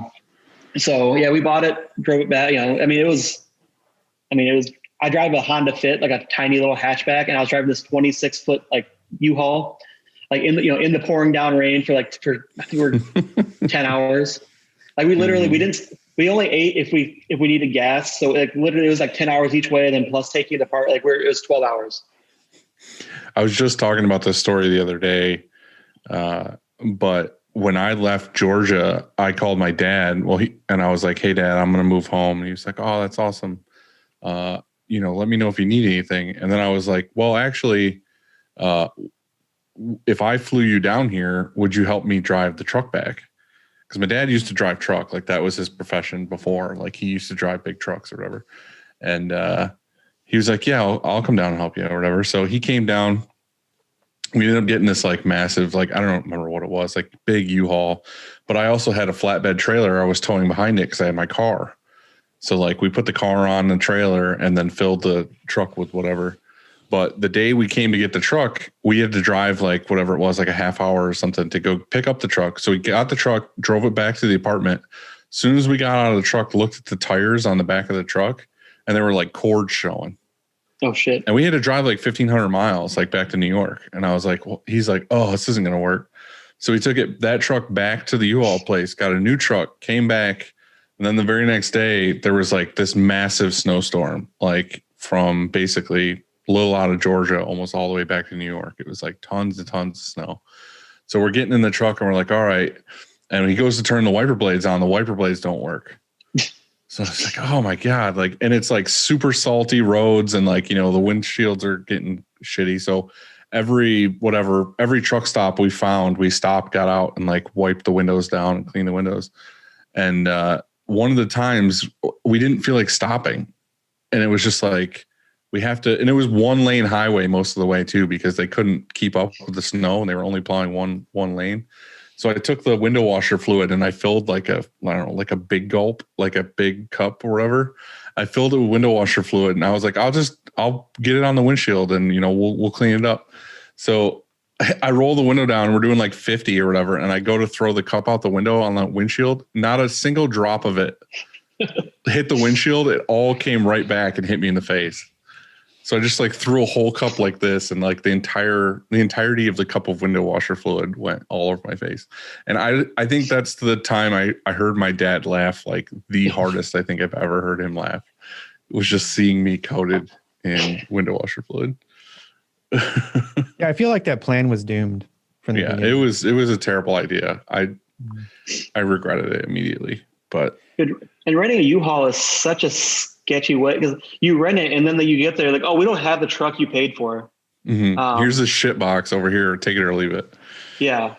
Like when we rented that truck, they called me like at 9 o'clock and they're like, hey, the U-Haul that's conveniently located next to your house doesn't have this, but if you want to drive 30 minutes, you can, you know, we got one over at this other one. Mm-hmm. So I had to, you know, and so you're like, and you're like, but I reserved it. And they're like, that's the most important part of the reservation. Yeah. Right. Like I need that truck. Seinfeld. Yeah. But yeah, they don't get that right. So you made it back. You made it back in one piece. Yeah. Like, I mean, cause we just floored the heads and all the pallet, you know, the arms on the pallets on the floor and just like put like a ratchet strap, a strap behind them just so they couldn't slide. And then we just strapped the base down real good. And like when we got here, I think the base moved like 2 inches, but that was it. So we hit this huge like a pothole like halfway home, like the whole truck like bounced, but we're too close to home. We'll figure it out when we get there. Yeah. But I mean, it worked out. We hired because the issues we had with the Browns, so that's why we hired a tech. Dave McLean gave me his name and like I posted I think one of the Facebook forums, whatever. And he gave me a bunch of independent techs I could hire. And this guy he drove up from St. Louis to put it together. He's like this old guy. So he's there all day putting our press together. And then he pulls out a map and asked Joel and I, like, what's the best way to get home? Like he just had a map. So we had to sit there and figure out how he's going to get home from Iowa. Like, you have GPS, right? He's like, no, I have this map. Yeah. That's so weird to think about is that I used to, when I first started driving, I had a map in my glove box. You know what I mean? Like I made it. I think of even the country, like, because there wasn't such thing as, I can look at Google and figure out where to go or anything. Like you had to look at a map. That's real. Yeah. Yeah. The first time I went to New York City, my buddy and I drove there from Iowa and this is 2006. So, pre-smartphone, pre-GPS stuff. Like we just did it with a map and we got there. But I remember that too, because we bought like a city map when we got there. I would just call my mom and she'd give her names of places and she'd call me back with the addresses and we just X them on the map and walk to them. So. Do you know, trivia here. Do you know that interstates in our country go from 10 in the south to 20, 30, 40, 50, 60, 70, 80, 90 as you go north? And then as you go across from the country from west to east, it goes 5, 15, 25, 35, 45, 55, 65, 75. Like what highway is north and south and goes north and south, or interstate goes north and south in New York? 81. It's a 5, Dylan. So it must be 85. No, it's 81. Has to be. I'm talking about interstate, not highways. But yeah, interstates are set up like that. Pretty cool. Oh, Right? I think 95 maybe. Yeah, so 95 because it's 55 in St. Louis. Highway 55. Yeah, we take 55 south to go north to go to Chicago, off of Interstate 80, which is like 2 seconds from my shop. Yeah, and you're north of us, and so that's Interstate 80, and that goes east to west, and then down here it's 70, which goes east to west. So yeah, if you're ever lost, it goes in order. That's the whole point of my story. But speaking of vans and trucks and all that kind of stuff, you have a delivery van, and I was curious, do you charge for deliveries, or is that something that you build into your pricing because you want to just deliver it? Are you personally deliver it, or you just want to, like, why do you have a delivery van? We bought it just because we ran out of room at the old shop, so we'd have orders just sitting there for like a week or more. So it was literally, I found a good deal on like Marketplace to get this van. So I bought it just so we could get stuff out of the shop faster. And just store it outside in your van? Dude, that's super funny because I've literally been looking on Facebook Marketplace recently to buy a box truck. Like I don't even want to put it on the road. I just want to buy like a big, like a 26, 30 foot, whatever box truck and park it at the end of the building. So that when we have like pallets of orders that come in, I can back it up to the dock, fill the box truck, park it back in the yard. And then when we need that order, back it back up to the dock, unload it. Yeah. Like I don't even want to put it on the road. I like that idea. I thought about having the same thing. I mean, just a trailer, not even that you can drive, but just sitting. Well, the only reason why I want the box truck is because I don't have a forklift and we're like 5 feet off the ground. So the only way for me to get the orders in the building would be off another truck. So that's the reason why I want an actual box truck is because then I can just move it around and drive it or whatever I got to do. But wait, so Andrew, you wanted the van not to store boxes in, but just to get them out of the way. Like you were waiting too long for customers to pick up once you had finished printing, and so you just want to like load up the van and deliver it so it's out of the shop. Yeah. So usually I do all the deliveries, just like if I'm running to the bank or I got to run somewhere, sort of like the days when like my wife's off during the day, like we go get lunch. Usually I'll go drop stuff off wherever we're going. So usually we do a lot of local restaurant stuff. So usually if I got to deliver there, I'll just go there for lunch and just bring their order with me. We have like a big like heavy duty Chevy Express van that we do deliveries with. Like I don't do a ton of them, but when we do, like there's a big brewery we do a ton of stuff for, and almost every time we deliver, we like fully pack the van full of boxes. Oh yeah, deliver it. It's super handy. Like I use that van more for like just our employees that work here. Like someone's moving, or I gotta just go get a piece of equipment for something or whatever, or lumber for like renovations. It's just handy to have that van. Yeah, our biggest customer, I fill the van like every other week, and they're like 30 minutes away, and I run it out to them because they used to come and pick up all their orders, but they order enough stuff. I was like, I'll run it out to you guys. Right. It's just It's just that one other thing to like make it nice for them. You know what I mean? That their orders are delivered. Yeah, and it's 30 minutes each way, so it's literally when I listen to like audiobooks and podcasts and stuff. It's just when I'm out there making deliveries. Mm-hmm. So you have to make like 4 deliveries to finish a Shirt Show episode? Yeah. Or God, how many I had to listen to finish a 8-hour audiobook. Yeah. We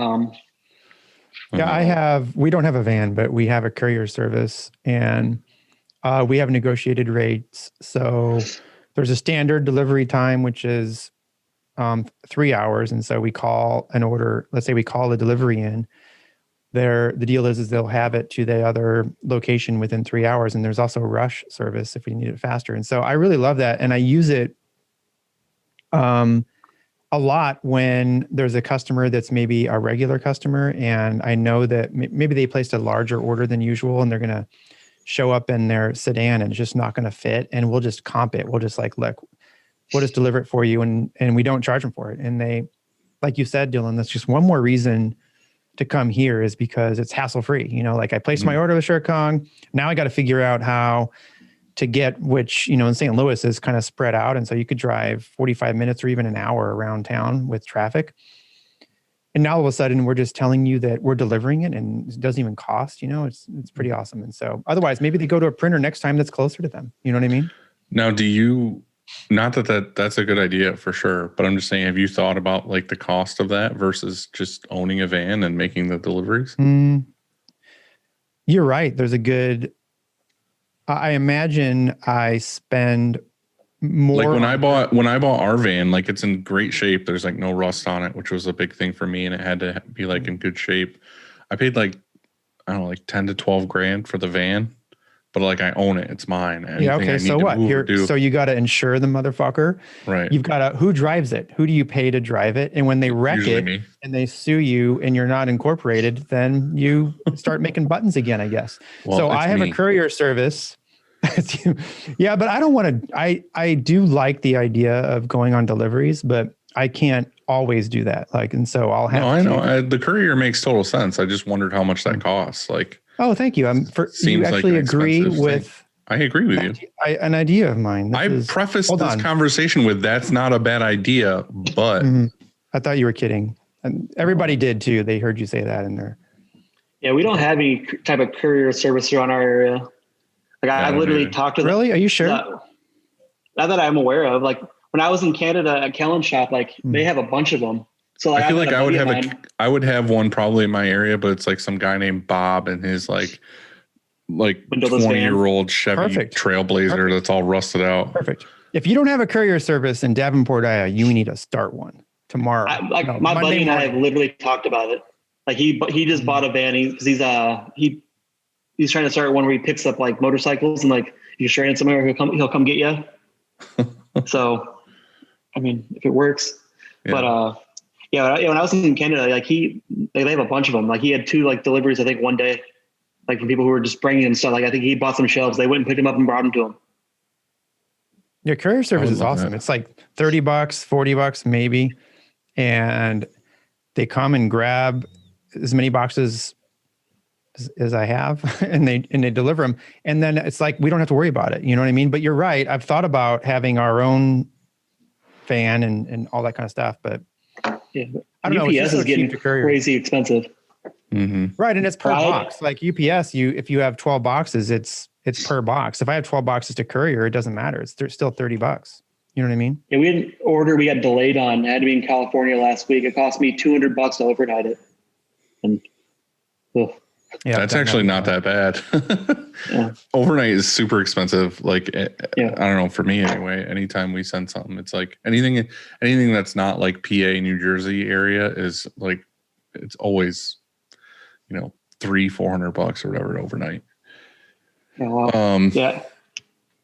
But yeah, I don't know. Like the courier service sounds really nice. I don't know if I'm with Andrew. Like, I don't know of anybody around here that does that at all.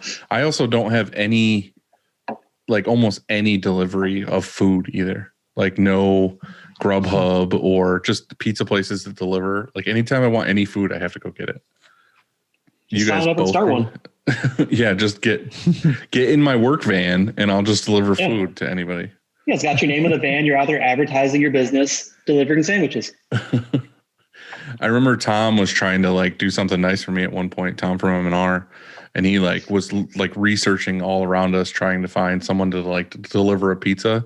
He couldn't find it. He finally gave up and just gave me like a $20 gift card at Dunkin' Donuts because that was like all he could find. Do you have Uber? Yeah. Mm-mm. Like you can't call an Uber? No. Have you ever heard of using Uber to deliver jobs? Mm-mm. I know my buddy Ranger down in Texas, I think he's done that before. Like he's talked about they rushed an order for some concert or whatever, and they said he's stuck in an Uber. Don't they have like Uber Freight now? I think so. I think they should. Yeah. They should. That makes sense. Maybe he's got a semi to tap into going by Chicago. You can throw some boxes on it. Mm-hmm. Yeah, for sure. I mean, why not? So how's things now in the new shop then? Everything's it's so good. Like we have room, and it's the first time I've had a room like to do anything for like 2 years. Because when we moved to that old shop, like we're like, this is so much room, it's amazing. And like 3 months later, like it was full. Now we have a separate office, which has been pretty nice. So when you walk in, like you don't just hear the embroidery machine and the air compressor running, and I'm like talking really loud to you.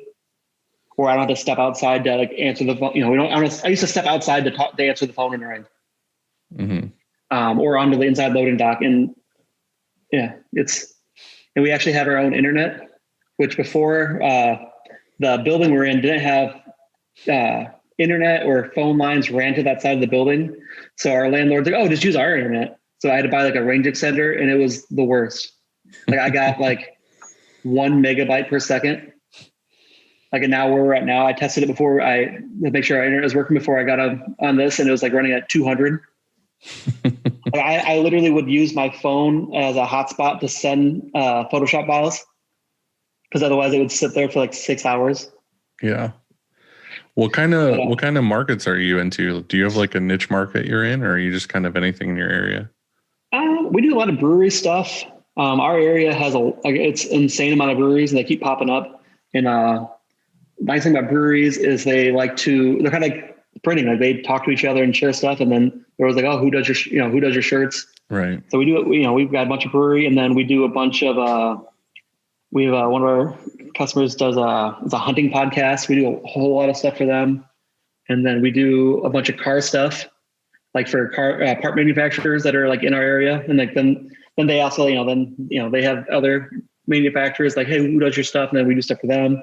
Do you guys have a lot of like manufacturing in your area? Then it sounds like you got like John Deere and. Yeah, there's a John Deere. We have Sterilite, which makes like plastic shelves and stuff. We have a couple. We have a Purina, like a dog food thing down here. It stinks up downtown in the summer. Just a bunch of manufacturing, bunch of warehouse stuff. I'm trying to think what else. There's a bunch of them, but a lot of those ones. There's like some printer on the Illinois side that apparently that's all they do is print their stuff. Mm-hmm. We got a couple. We did 2 separate 400-piece like rush jobs for the Corps of Engineers here, who used to go through that place that only does like the manufacturing stuff, and they're just apparently they get all the business, but they don't do a very good job at it. So now I'm trying to pick into their market a little bit. Mm-hmm. So, do you have like a job, like what was like the most inspiring job you've done, and has it like changed your business model at all? Inspiring job? We don't really do jobs like that. Like, what was your favorite job that kind of was just like, hell yeah, now I want to get into that market? Probably the brewery stuff. I mean, it's always fun stuff. Like there's a lot of like metal themed breweries here, like in the Midwest. Like we do some up in Chicago too, and they always just have really cool like wizards and stuff on their shirts. I don't know. Like we used to do a lot of like church stuff and school stuff that was just like the most boring things in the world ever to print. And I used to always say like the boring jobs are the ones that pay our bills. Mm-hmm. And luckily we kind of got out of that market a little bit and kind of got into like we do just a bunch of brewery stuff, and then this car stuff we do is what we do a lot of. It's your main things, right? Yeah, like one of our biggest customers is manufactures his own parts here, like 30 minutes from here. And he goes through an insane amount of t-shirts and hats. Like we'll have like 1,000 hats lined up to embroider for him, like once a month. Do either of you, with your walk-ins, like offer your people that come in like a drink or a beer or something? I never have, no. I have now that I have like the full kitchen and stuff. Like I really kind of just want to have like customer like drinks in the fridge, like off limits to the employees. Be like, here's some Yingling, here's some like iced tea, here's some like Coke, Diet Coke, like water. Because we get a good amount of people that walk in to just be like, hey, do you want a drink? What do you want? I like that idea. Yeah, it's not bad. A big thing around here right now is like with like you go to a barber shop, they give you like wine or whiskey or whatever while they cut your hair. That's pretty awesome. I just think that like if they're here and they're going to come in and sit down and look at samples and everything else, it's just like, hey, make yourself at home. Do you want a beer? Yeah, we have a candy bowl up there, and so with like old mints, like not in wrappers, right? Like the little what are they? They're like milky looking, chalk looking mints that aren't in. No, they are. There's some lollipops and I don't know, all kinds of shit. So you can come in and but the thing is like, I think, like you said, most of them are eaten by the employees. Yeah. Oh yeah. But, so I think it's important. Like if you have, I like the idea of a fridge. I've thought about it before, even getting a bottle of water that has our label on it, like our logo on it. But it's even better. And you like should have tea for sure. Like that should be the only choice, but not beer. I don't want to give them alcohol. I just don't think that I'm going to go. I don't want to give them 12. I want to give them a beer. I started looking up last week into getting my own branded suckers to give out on orders. Really? Yeah, I found a place online. What did you find? Online. You can get them made for they're like 17 cents each or whatever if you order like 1,000. But then there's like I think $100 setup, whatever. So it ends up costing like almost $300 to get 1,000 suckers, which that's not bad still though. No, like we give away like. But what do they look like? They're like the ones like they're the like probably like 1.5 inches, like just flat, and they have a logo in white on them. So like the ones you get at the bank. Yeah. Yeah. Or you can get the ones that have the stick is like a ring, like the safety pops. Yeah. But I figured I was looking into it, something extra to throw into orders, because we always throw stickers and enamel pins in with every order. I no joke have that on my whiteboard behind me, like new fresh items to put in the bags instead of just like, because we're trying to put stuff in with the orders, and I'm just like, what can we put in that like isn't the normal thing to? I mean, like swag or candy type or food? Like both. Like if we put if you put like a little baggie with like a postcard and a thank you and buttons and stickers, like what else can you put in there that's just like cool and unique? That's not like. Yeah, we go through so many stickers. Starburst. Yeah. Andy, do you have stickers? Yeah. I don't have any Shirt Kong stickers. Yeah, where are my Shirt Kong stickers? Yeah. I'm just pretty bad at mailing them out. We do like just yesterday or just last week, I had to mail out 2 international. Like, so somebody said, "Oh, I think it was from Australia." Yeah, Australia. And they're like, do you do sticker swaps? I'm like, yeah. And then I had to go down to the post office and buy international stamps. I've never had to do that before. And so I sent one to Canada and then one to Australia. An envelope. I send stuff to Kellen all the time. Mm-hmm. But he ships stuff to us that we ship to him. So I usually just smuggle it into his boxes. Like I'll tell him I put stuff in there. I guess he goes in there when it shows up and just starts ripping boxes up and dumping them on the floor to find what I put in there. Like it's a cereal prize. Here's a sticker we have. Check out. So it says, Shirt Kong, every shirt has a story. Aww. Isn't that cute? Well, I'll be expecting one in the mail. Yeah. And I'll never get it. Another one. It's a good one. Yep. There's more. You're just showing us what to look forward to, right? Yeah. That's right. And I have to, you know what? We've always we just started one day putting our stickers on one of our trash cans back there. And it occurred to me a few times, like, well, I don't know, it's on the trash can. And I hope that trash can lasts forever. And also maybe people wouldn't love the fact that it's on the trash can. I mean, like no harm, like no bad feelings at all intended, but usually when we're putting it on story and sticking the sticker on the trash can, you can't tell it's a trash can because you're kind of close up to this thing. But lately, I think we just filled it. And so it was like, you could see that it was a trash can, and people message us like, what the fuck? Like my sticker's on a trash can? We had this conversation in the car in Chicago. Yeah, because Jared, when we were at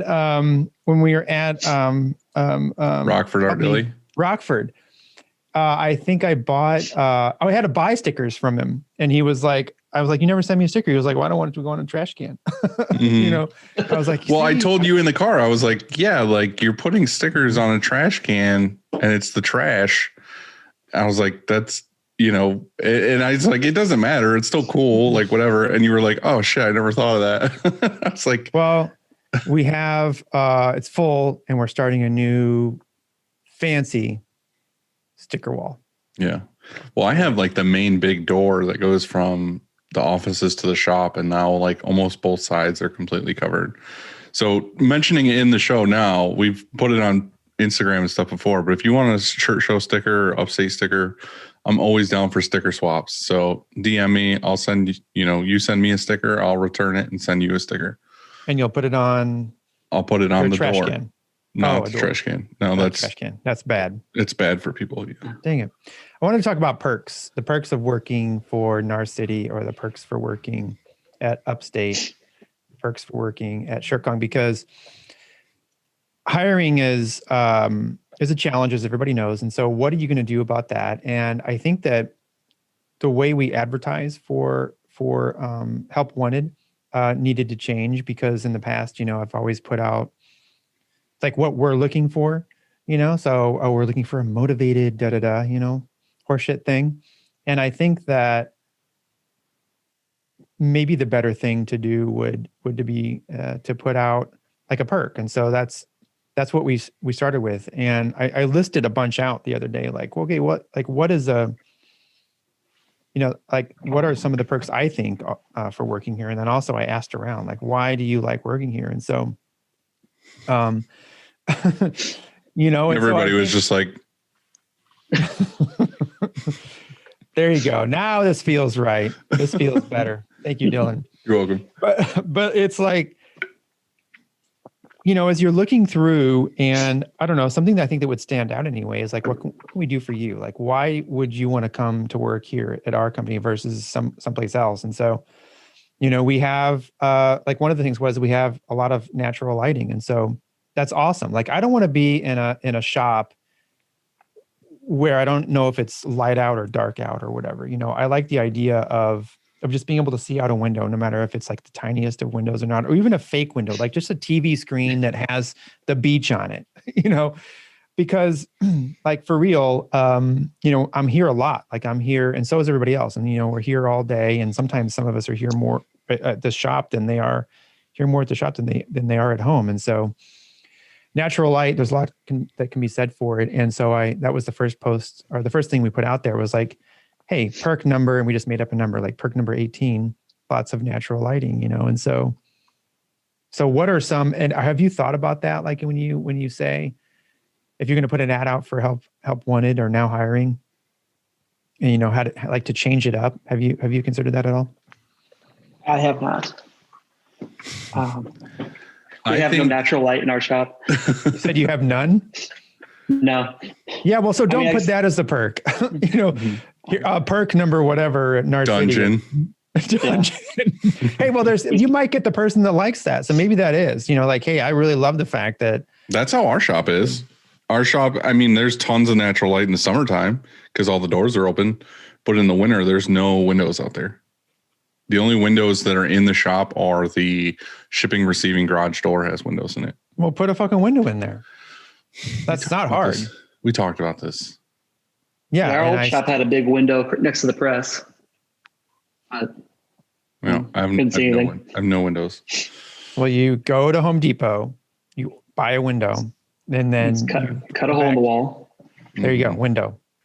Yeah, I'm saying, like, it's a huge perk. And so, but if you don't have windows, you do have other things. And so all I was saying is like, that's a new, as people come back to work and you try to add to your team, I think that there needs to be some better, more creative ways. And so that's all I'm trying to do is like the thing I've been doing in the past hasn't worked the past couple of months. And so I was like, okay, fuck it. I'm going to try some other stuff.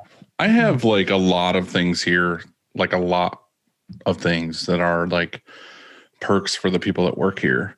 Game like night, I really night. Right. Like I think about that a lot, but it's more, I want them to feel at home and comfortable and having fun and laughing while they're working. Like that's important to me. Like there's days where I come here and like, there's no music playing in the office. Like I'll get here late or I'll have a meeting or something. I'll get here and there's no music and it feels weird to me. Like it feels like it's too quiet. So I like turn Spotify on in the office or whatever. But just like, I don't know, like now we have a full kitchen. Like every weekend I go buy like a ton of snacks for everybody to like. So have that's what you during need the to day. put. Like, don't put, hey, working here, you're going to have fun, because nobody believes that. You need to Right, put. but that's what I mean. Is I feel like it would be weird to list like on a thing, be like, hey, on Thursdays we go out for steaks. On Wednesdays so you don't we grill. list that. Time out. So don't list that. Just say one thing at a time. So like, hey, come to work at Upstate Merch, and you can, perk number 20 is we have Red Baron pizza, or we have Barons. If you get hungry, we've got a Barons in the fridge.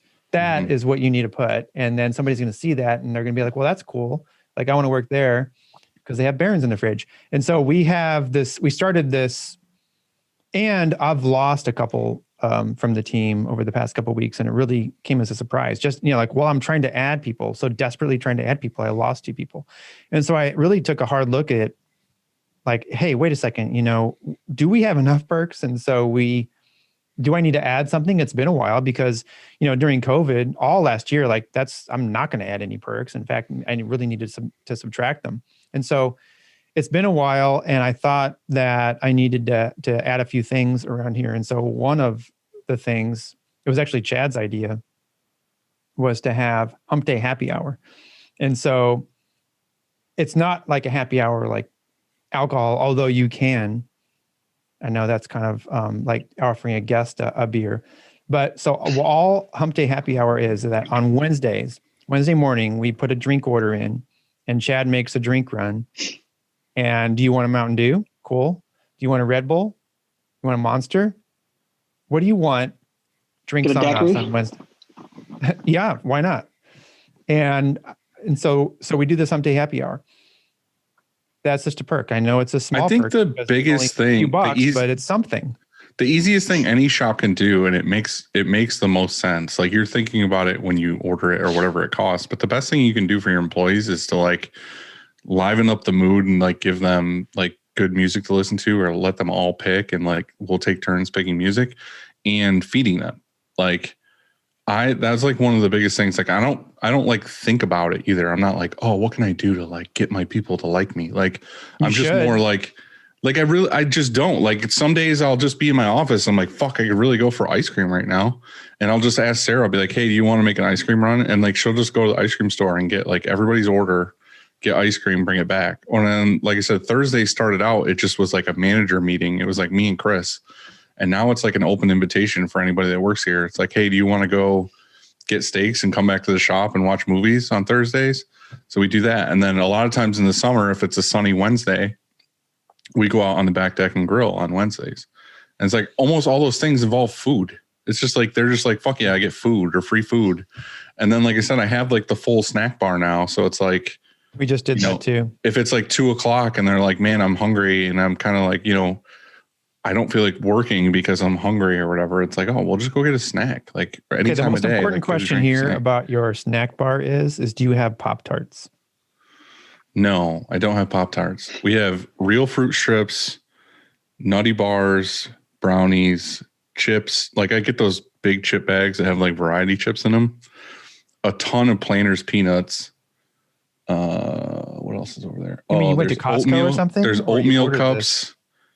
Oh, yeah, I just go to like Target or whatever, and I'll just buy a bunch of snacks. I have like 6 boxes of chocolate chip granola bars. And then the fridge always has Coke, tea, 2 different kinds of seltzers. And then obviously there's like ice water and coffee. So it's like, that's available all day long. Like, if you forget your lunch, there's like burritos in the freezer or a Baron, or like, they're for them. They're for them to eat. Like, nobody's an asshole. And it's just like, oh, I'm just going to take this for lunch every day. But it's just like snacks throughout the day. Like, if you're hungry, take something. What do you think that costs you? Do you have any idea? Do you know what you spend on? I probably spend over $250 a week on food for these people. So $1,000 a month. I spend probably $150 or more on Thursday. You mean on steak? Like, just taking them to dinner alone. Oh, because like that's because you made the mistake of going to steak night and then going to Sonic or wherever you want. Yeah, so it's probably like 150 to 160 at steak night, and then it's always like $30 at Sonic. So there's like $200. And then we come back to the shop and rent a movie for like 10 to 15 bucks. So that alone is like $200 and something every Thursday. And then grilling is usually like 80 bucks worth of grill stuff. And then just the snack stuff alone, like every week is probably, another 40 bucks or 50 bucks or whatever. But that's a perk. I'm paying like somebody's wage every week worth of food to just like feed the people that work here. Not too bad. So I've taken 3 different people who work for me to California for ISS. Yeah, trips are a good perk too. Like when Joe worked for me, 1 year we went to ISS Long Beach, and we went to Universal. And then like that fall, we went to ISS Orlando just because we were bored. We were very busy. And then we went to Disney World. I feel like every time I've seen you at a trade show and we talk about stuff, you're like, yeah, we're doing like a week's long vacation after this. Oh yeah. I always take extra days. If I'm buying the plane ticket, I'm going to go hang out. Same here. Yeah, I always extend it. Andy will just take a month in Arizona afterwards. Yeah. The first time we did ISS Long Beach, my wife and I, we were gone for a little over a week, and we went to, we just booked tickets, didn't plan anything. And we went to theme parks. And then she found like a little 4-day cruise from Long Beach to Mexico. We went to Catalina, and it was dirt cheap. It was like $400 for a 4-day cruise for 2 people. It's awesome. Well, yeah, I offer to pretty much anybody that works here if they want to go to Atlantic City, because that's an easy one. It's like, get in the car, we'll drive to Atlantic City. I have like a hookup with a guy at the Wyndham there that like gives us this like big like suite room with like 2 king beds, separate rooms, like full kitchen, everything. It's like super cheap. So get that for like whatever it is, like 4 days, and then anybody can come and we'll just like have fun for like the 4 days or whatever. Long Beach is a little more tricky. I mean, we generally bring like 4 or 5 people with us, but that one gets expensive with plane tickets and Airbnbs and. You get plane ticket, Airbnb. Then like we always go to the Comedy Store. Mm-hmm. Like that 1 year we all went. 1 year we went. and we got rained on in line, and then I walked out of the show. Yeah, at the end. Yeah, because that was dude. That guy was on Rogan not that long ago. Did you see that? I didn't. Yeah, they were torturing us. It was bad. You walk out? It was the end of the show, and they definitely just had a guy go out there, like, I don't know, let's see how much they'll put up with till they leave. And like it was like 30 minutes in, and I just got up and left. At one point, he was acting like a cow. And he just stopped and went, my nose itches. It was awful. It was really. He was trying to bomb. You mean? Yeah, I think so. Yeah, dude. Like it was so hard to like tolerate it while you were in there, but it was even worse to just like you had to be like, fuck it, I'm out. Like if you got up, it was just like you were an asshole for leaving, but it was just like at some point you were just like, I have everybody to do was this. watching. Like I went outside and just texted Dylan like, hey, I'm outside, like I'm done. And then he came out like a few minutes later. I think you said like Chris and Brian like stuck it out. Yeah. The funniest part about that going to the Comedy Store is we did that. We all rode together to get there, and then we stood in line in the like downpour rain to get in there. I legit on our way back, we got back to the Airbnb like super. I was falling asleep driving us back. I remember because we got back and you're like, yeah, I fell asleep like 4 times while driving. I was like, oh, cool. What's crazy about driving from Long Beach to Hollywood, like on the way there at like 7 p.m., it's a 3-hour drive. And you drive back to Long Beach at 2 a.m, it's 30 minutes. It was like a half hour. Yeah, when we were at the printer's frat house. Mm-hmm. You guys were the hobbits that year, weren't you? Didn't you sleep under the stairs? Yeah, it was me. I brought Joe and AJ, who worked for me at the time. When we got back, like AJ like worked one more day and then didn't quit working for me. He was the one. Was that the one who was scootering the entire trip? Maybe he had like short blonde hair. Yeah, but he was the one that was smoking way too much weed in the house. That was a lot of people. So let me get this straight. One of your perks is you take people to trade shows. However, when they get there, they have to sleep under some stairs somewhere at a random like Airbnb. There was beds. That's pretty good. I mean, that's a pretty good perk. There were beds, but the ceilings were only 4 feet high. AJ slept on a half deflated air mattress. Dude, that's probably better than the beds that we have. I swear to God, they were made of straw. Yeah, we had that room under the stairs as me, Joe, AJ, Nathan from Relentless, and some other guy I don't know. And like everybody was just snoring so loud, like the whole night. There were so many people there. I couldn't shower one day because I couldn't even get into the bathroom. It was impossible. We got up. We literally set an alarm super early to shower because it was the only way we were going to shower is if it was like 3 a.m. You need to go to a truck stop. Telling you, that's the key. We could just got a hose out back. Mm-hmm. The day after I didn't shower, I literally just sat on the floor across from the door for like 40 minutes waiting for Nick Wood to quit doing his hair so I could shower. Yeah, it was funny because like our room was covered in drywall dust. Like everything had drywall dust on it. And Brian would get up and he would like just to get up out of his bed to go to the bathroom and piss in the middle of the night. He had to like slip his boots on just to go to the bathroom. I mean, it was fun. It was definitely a fun experience. There was like 30 printers in that house at one point. People were sleeping on the couch and on the like in their cars in the park in the driveway. Yeah. Like I think you guys talked about when Kellen was on here, like his shop slept like in a hallway. Like you had to walk through his room to get to the bathroom. Yeah. His room was right next to ours. Yeah. Yeah. What are you gonna do? Yeah. What are you going to do? It was a fun time. And then the following year, me, Upstate and Relentless got a house together. We did an Airbnb. That was fun.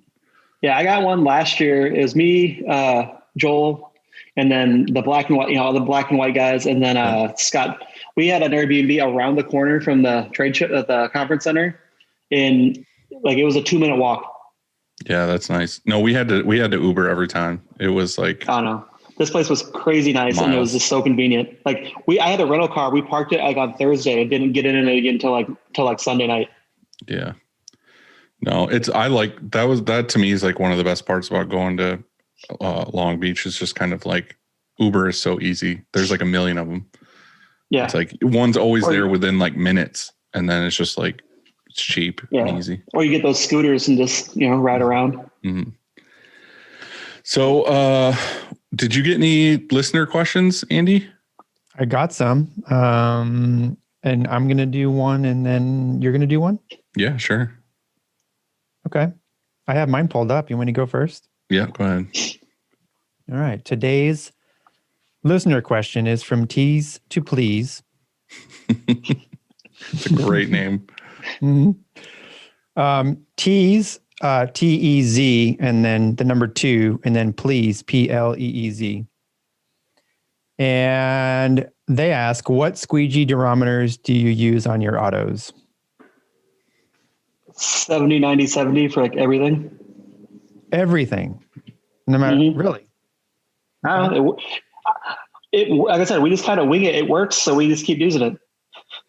I mean, we use 70, 90, 70s for most of our colors, and then we use a harder durometer for our whites. We use a softer for our whites, so we go 62, 90, 62. That's the only durometer we use for whites, and we don't use it for anything else, just whites. Mm-hmm. Or should I say underbase, like not the highlight white, so just the underbase. Right, yeah. And then about 80% of the other stuff is on 60s, like for top colors, or if we're running just a single, not a triple, so a single durometer, 60 on, like if we're just running a single color, like black ink or red ink on a shirt, and also top colors. And then we run, we also keep around a 70, 90, 70, or a 70, like a sharper, like a stiffer one, for some, if we're trying to get some detail. Mm-hmm. So we run 3 or 4, maybe, I guess it is. Do you know what the durometer is on those green squeegees that usually come with the M&R press? I want to say 70.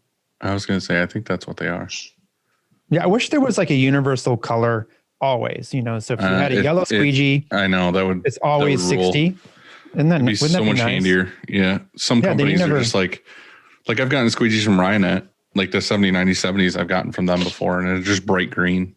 And it's like, it's because it's Ryonet, not because we need to standardize that, because if you're in I know it's kind of typed on there, or somewhere, like when you get it, it has like, but nobody can ever see that. You can't see it after they have ink on them. But if you have, wouldn't it be cool if that you had this rack full of squeegees, and from across the shop, you knew that, you know, there's those yellow ones, and you know exactly what that is always. You know, you never have to wonder like, what is this? You know, so I don't know. That's why we keep ours the same. We don't get a guess. Yeah, They're all the same. Whoever makes squeegees, do it better. How about that? make it so that it's always standard. We just know. Please do that. But that's my listener question. I had some good ones. I had one. Willis Prince asked who would win in a fight. Really? Yeah, and I was like, that's just too obvious. Everybody knows already who would win that fight. So Exactly. Anyway, what's yours, Dylan? Who Willis Prince says who would win in a fight? Yeah, that's Dylan what and I Amy. said. Oh, Was that the one you picked? Is that seriously the one? No. I had one. Some of these are like real deep. Like one says, "What's your biggest regret in life?" All right. Eric at Night Owl says, "Who is the shop hack king?" And for me, it's a toss up between Justin. Oh, well, I know why you asked that. Come on. Yeah. Or Scott. Who do you feel? I feel like Eric had a lot of good ones. It's really Eric close. You're right. Eric, Scott. Well, I would say you're right, Justin, because Justin had a million. His entire team helped him out. I can tell you who the worst shop hack is, and of course that's Jonathan at Success. Remember his? I mean, you almost throw up in your mouth. Have coffee. Yeah. But shop hack king. Who are we crowning right now? Eric. We should say Eric. Andrew, you pick. So we're not assholes. I mean, Justin did have quite a lot. You're gonna make Andrew the asshole. Yeah. Yeah. But honestly, I think Scott from King Screen has like the ones that are the most useful. That's true. He's got so many. And he always has good stuff. videos of how to do them too. Yeah. Like I think he's been big on TikTok lately. I have a good shop hack. I have a good listener question that I don't know the answer to. But Windmill City says your favorite Slayer album. Like I got a lot of those type of questions. What do you think? I don't know the name of a single Slayer album. I do know that Slayer does rule, but I don't know the names of the albums. Sorry. I've never been a big Slayer fan. Yeah, me neither. Like, of course, I'm from Iowa, so I was a big Slipknot fan as a kid. Right, obviously. And then here comes Kellen with some more mean questions. When you guys were going to the bathroom, I totally was told him to knock it off. to ask us one of his mean questions.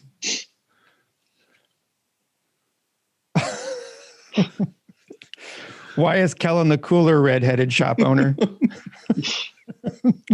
Oh, that's cool. Accurate. Oh, Scott actually did ask a question, and all he did was say, That's his question. Cool. I don't know. I like this one. This is a good one. This is, it's not like print related. I suppose it's just like shop owning related, I guess. And it says, what do you do about cell phone usage? Yeah, that one's that's a real tough one. Revival Print Co., I think it is. I'm definitely way too lenient on it, but I mean, stuff's still getting done. So, I mean, not make a big deal. It's kind of how I look at it. I feel like I have more of an issue with people just stopping what they're doing and just having a full conversation about dick and fart jokes than I do with cell phone usage. Yeah. But when you're at your desk working and then like one of your employees likes your post on Instagram while they're printing.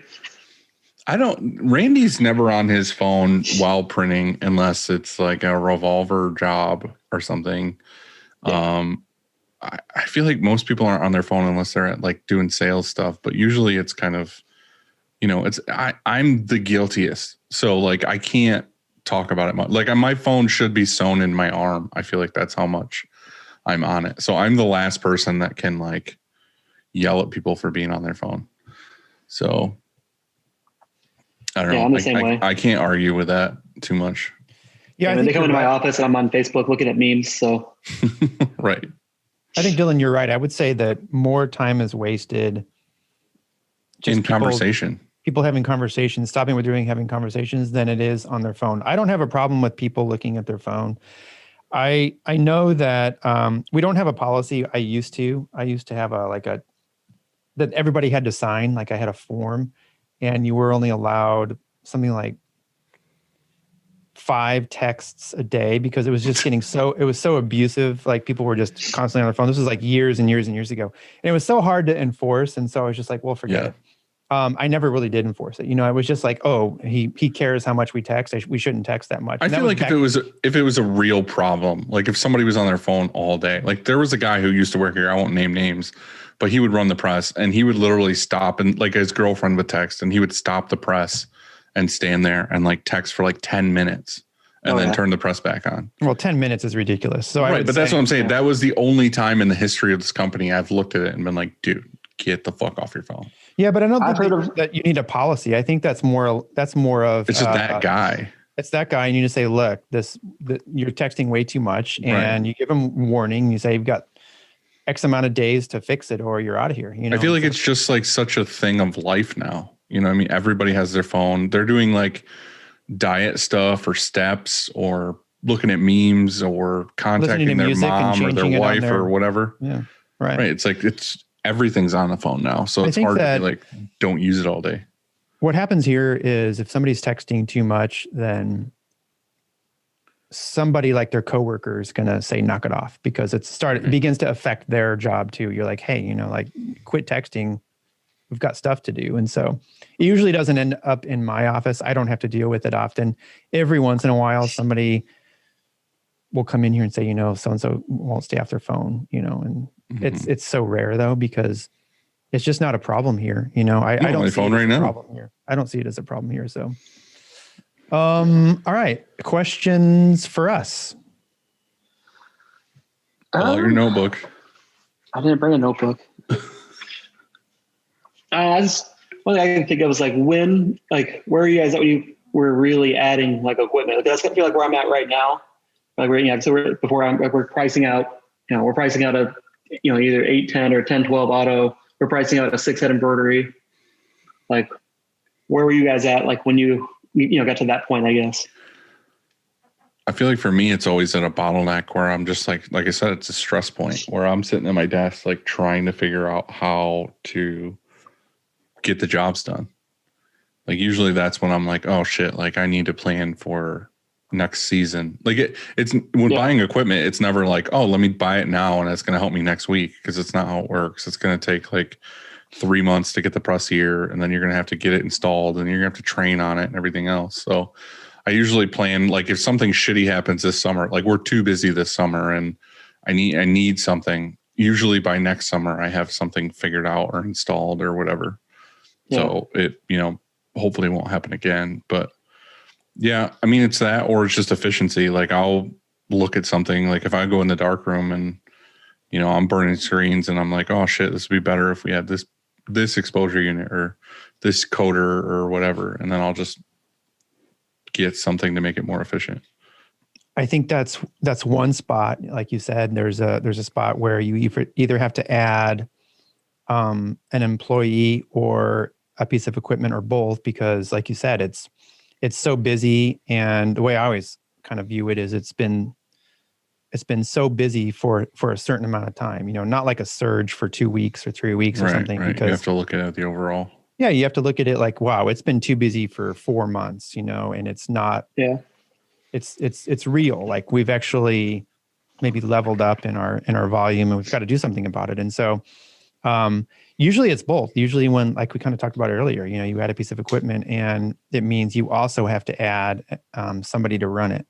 I would say though, that there's another time that we add equipment, and that's when we're trying to just get better in a spot, so not just necessarily more efficient, but just actually make, what we do better. And so just up our game a little bit, you know what I mean? So there's that too. Okay.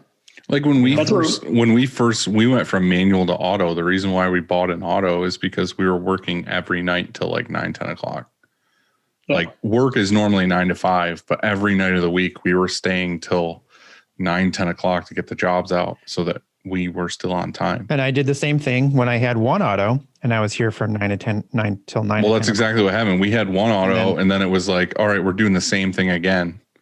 Like 2 years later or whatever, it was like, all right, we're back to where we were when we had a manual. Like we're staying late. Then it was like, okay, let's get another auto. And so on. So that's why I said it's usually like that thing where you're like, oh shit, this can't keep happening this way, or people are going to quit because this is their entire life now.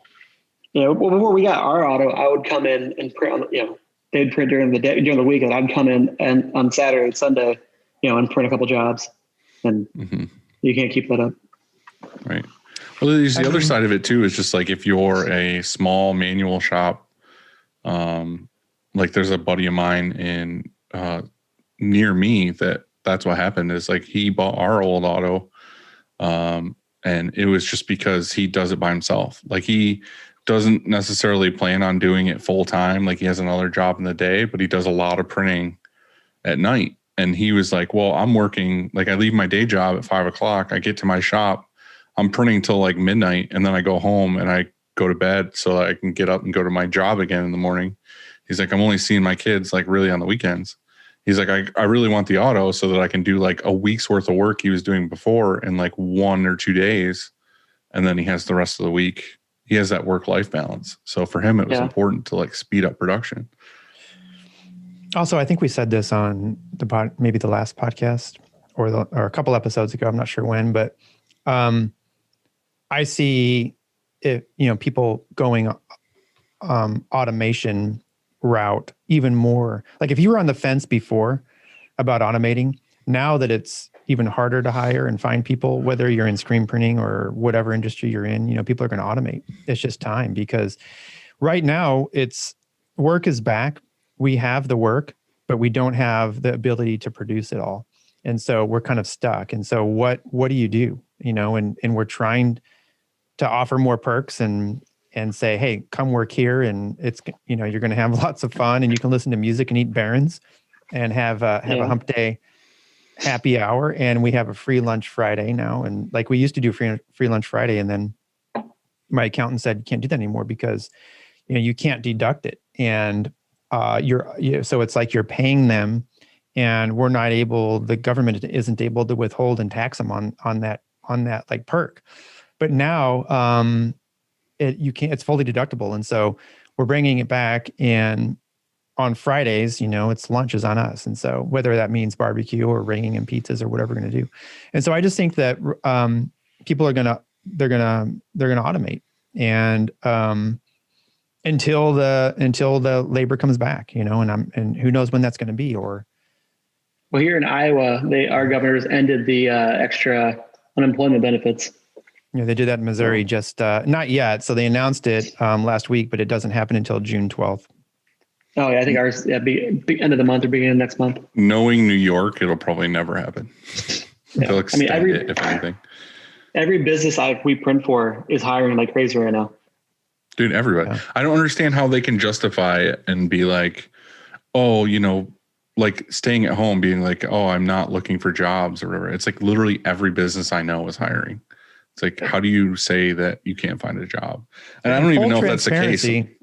Like full transparency, we're, and I know it changes from Missouri to New York to California or wherever you're located, but we pay the minimum we'll pay is $15 an hour. And that includes the perks that I was talking about, like natural lighting, but also for real talk, it also includes full benefits. Like you get paid time off, you get paid holidays, you get group health, vision, dental.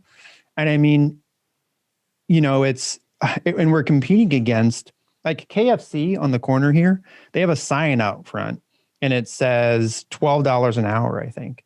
And, that's at like fast food. You can start at $12 an hour. Well, it's like we were at Dunkin' Donuts the other day and it says $15 an hour in the window hiring. Yeah, but then you got to work at Dunkin' Donuts. Right. Well, that's my thing is it's like. That doesn't sound so bad. Yeah, it kind of does. Yeah, maybe it does. So yeah, I don't know. Automation. I think it's complicated. There's lots of reasons why you want to automate it. You might want to just up your game. You might want to improve the quality of life of that person who's running that machine, or you might want to improve an efficiency, or you just need to print more, and so you get another auto. So yeah. Yeah, like for us, like right now, like we're from where we were at a year ago, we have 2 more employees and we still can barely keep up. So, yeah. Mm-hmm. It's like me and Andy were having a conversation before in the pregame where, we were both saying, I'd like to hire 2 more people right now. And I just don't know how I'm going to do it because I can't find anybody. Whenever I get people who apply, they're always like, yeah, I want to start my own shop. So I want to come in and learn from you guys. I'm like, nope. No dice. What are you talking about? Why would you say, why would you even say that? Well, it's like the last guy, I had a guy randomly come in that saw that we were hiring, and that's the number one thing I said is like, do not walk in, like email me like your info. And it's like, or I'll post on Facebook and I'll say like, do not DM me on Facebook, like send me an email. And that's how I weed out the people immediately that just don't read. It's like, they'll send me a DM, be like, tell me more about this job. And it's like, so it was my number one thing. Like, don't do that. Well, this guy came in and he wanted to have an interview or whatever. And I was like, all right, whatever, just have him in to talk. The very first thing he says, he's like, yeah, I just moved here because like I could get an apartment or a house or whatever. And I'm dating this girl, but I can't wait to move out of the state. I was like, what the fuck do you mean? Like, why would I hire you if you just want to get out of here? That's why most of my employees are like friends and family. Because like the first time we tried hiring somebody who wasn't, I got fired on his second day. There's also a lot of things wrong with like friends and family hires too. Like I feel like I know about this. You're wrangling cats either way. Yeah. But like the guy I fired on his second day, like he came in, like showed up like 10 minutes early and I'm cleaning screens. He came in and turned my music off and put his own music on. I was like, who does that? You remember when we were just talking about poaching people from other, businesses, like if you were at Chipotle and there was a really cool, or like they had a good employee or whatever. So it was yesterday or the day before I was at Target and I had to return. I bought light bulbs, like LED light bulbs, and I bought the ones, I thought I had the right ones, but I screwed it in and it was like horrible, like white, blue light or whatever, it wasn't the relax LED or something. And so I went to return them and this girl helped me at the customer service returns or whatever. And she was like awesome, like super friendly. Like I didn't have my receipt. And then for whatever reason, I put the card in and she's like, how you can put your card in and they have the purchase there and it didn't work. And I'm like, I bought them last night. And she goes, well, maybe, it hasn't processed yet or whatever. And she was all calm and like really did really good job.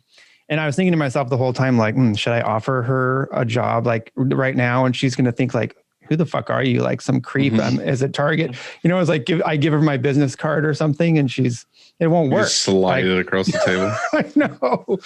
Because you don't have the delivery van yet. But like she would have, I guarantee you, and not that Target's a bad place to work. I don't know. Maybe it's fine and they probably pay well. But I guarantee he's worked everywhere. I did. He's worked everywhere. But like Target isn't in my, like working at Target at the customer returns or whatever isn't like a career, I don't think. And so, but here, you could work a long time and she did such a great job, like handling a customer issue that, I would love to have her work here, but I didn't know how to ask her without her calling the police. Well, you should just post this conversation right now on the Craigslist misconnections. Be like, saw you at Target. You helped me out in customer service. Right. Really wanted to offer you a job, but I was too shy. Hit me up, girl.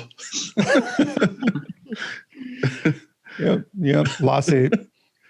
So I don't know. It's crazy trying to find somebody right now. But all right, are you going to be the new king of shop hacks? Because that's what's not even close. There's so many like that have been on the show that I can't remember if the ones I know have been mentioned already. Or if I heard it on the show. You could be the queen of shop hacks. So all you got to do is come close. Be the jester of shop hacks. King, queen, or level. No, but go ahead. The main one I could think of is I wish I knew about the earlier was especially for small shops like Google Voice. You can get you can get a free shop phone number, so you don't have to give out your cell phone number to people. Because when I used to give people my cell phone number, they don't hold back. They text you at like 11 p.m. on a Thursday, or like 6 a.m. on a Saturday, and like you don't respond, and they'll text like question marks, like hello. But it's literally, if you have a Gmail account, like it's free. And then we still use it for even our new shop, because you can spend like $100 on Amazon to get a thing that plugs into your router and hooks to a cordless phone, and we still have the same number we give people. Okay, so how does this work? You can go. Tell me how to do this again. Like you just go to Google and I'm assuming just search Google Voice. You just log in and you just type in like your area code, and it'll just give you a number for free. Yep. And then there's an app. You can just download the app on your phone, so it just still rings to your cell phone, but you're not giving out your personal cell phone number. I've had a lot of companies call me to like place an order or whatever, and when I call them back, it's Google Voice. Yeah, and it says like contacting the whoever the name is or whatever. I mean, that's got to be what those digitizers use, because you can change your phone number like just by pushing a button. It'll give you a whole new number. You mean I thought that you said it like it would email you. Like, why do you want? What good is it if it's still going to ring your phone? Like, or you're saying so you're not giving out you're not giving out your cell phone number, and then you can put it on Do Not Disturb after 5. So then they just got to leave a voicemail. Or like now in our shop now, like you plug this little box you buy off Amazon into your internet router, and then plug it from the box to a cordless phone, and now we have a shop phone, and it doesn't ring to my cell phone anymore. So then all the voicemails just go onto that cordless phone, and it's literally just free. You're saying you don't have any landlines at your shop, like? Nope. We just have we had to get fiber internet installed when we moved in. That's it. Oh, okay. So I don't mean landlines, but do you have any phone lines at your shop? Like, do you have phones at everyone's desk that, when people call and they say, let's say they want to talk to a designer or whatever, can you transfer them to the designer, or how does that work? I mean, there's just 2 of us in the office, so we just hand the phone over. So we're not that fancy. Yeah, I get it. We don't do in-house art. So either you call and either me or Linda answer the phone, and that's, one of us is who you're looking to talk to. Okay.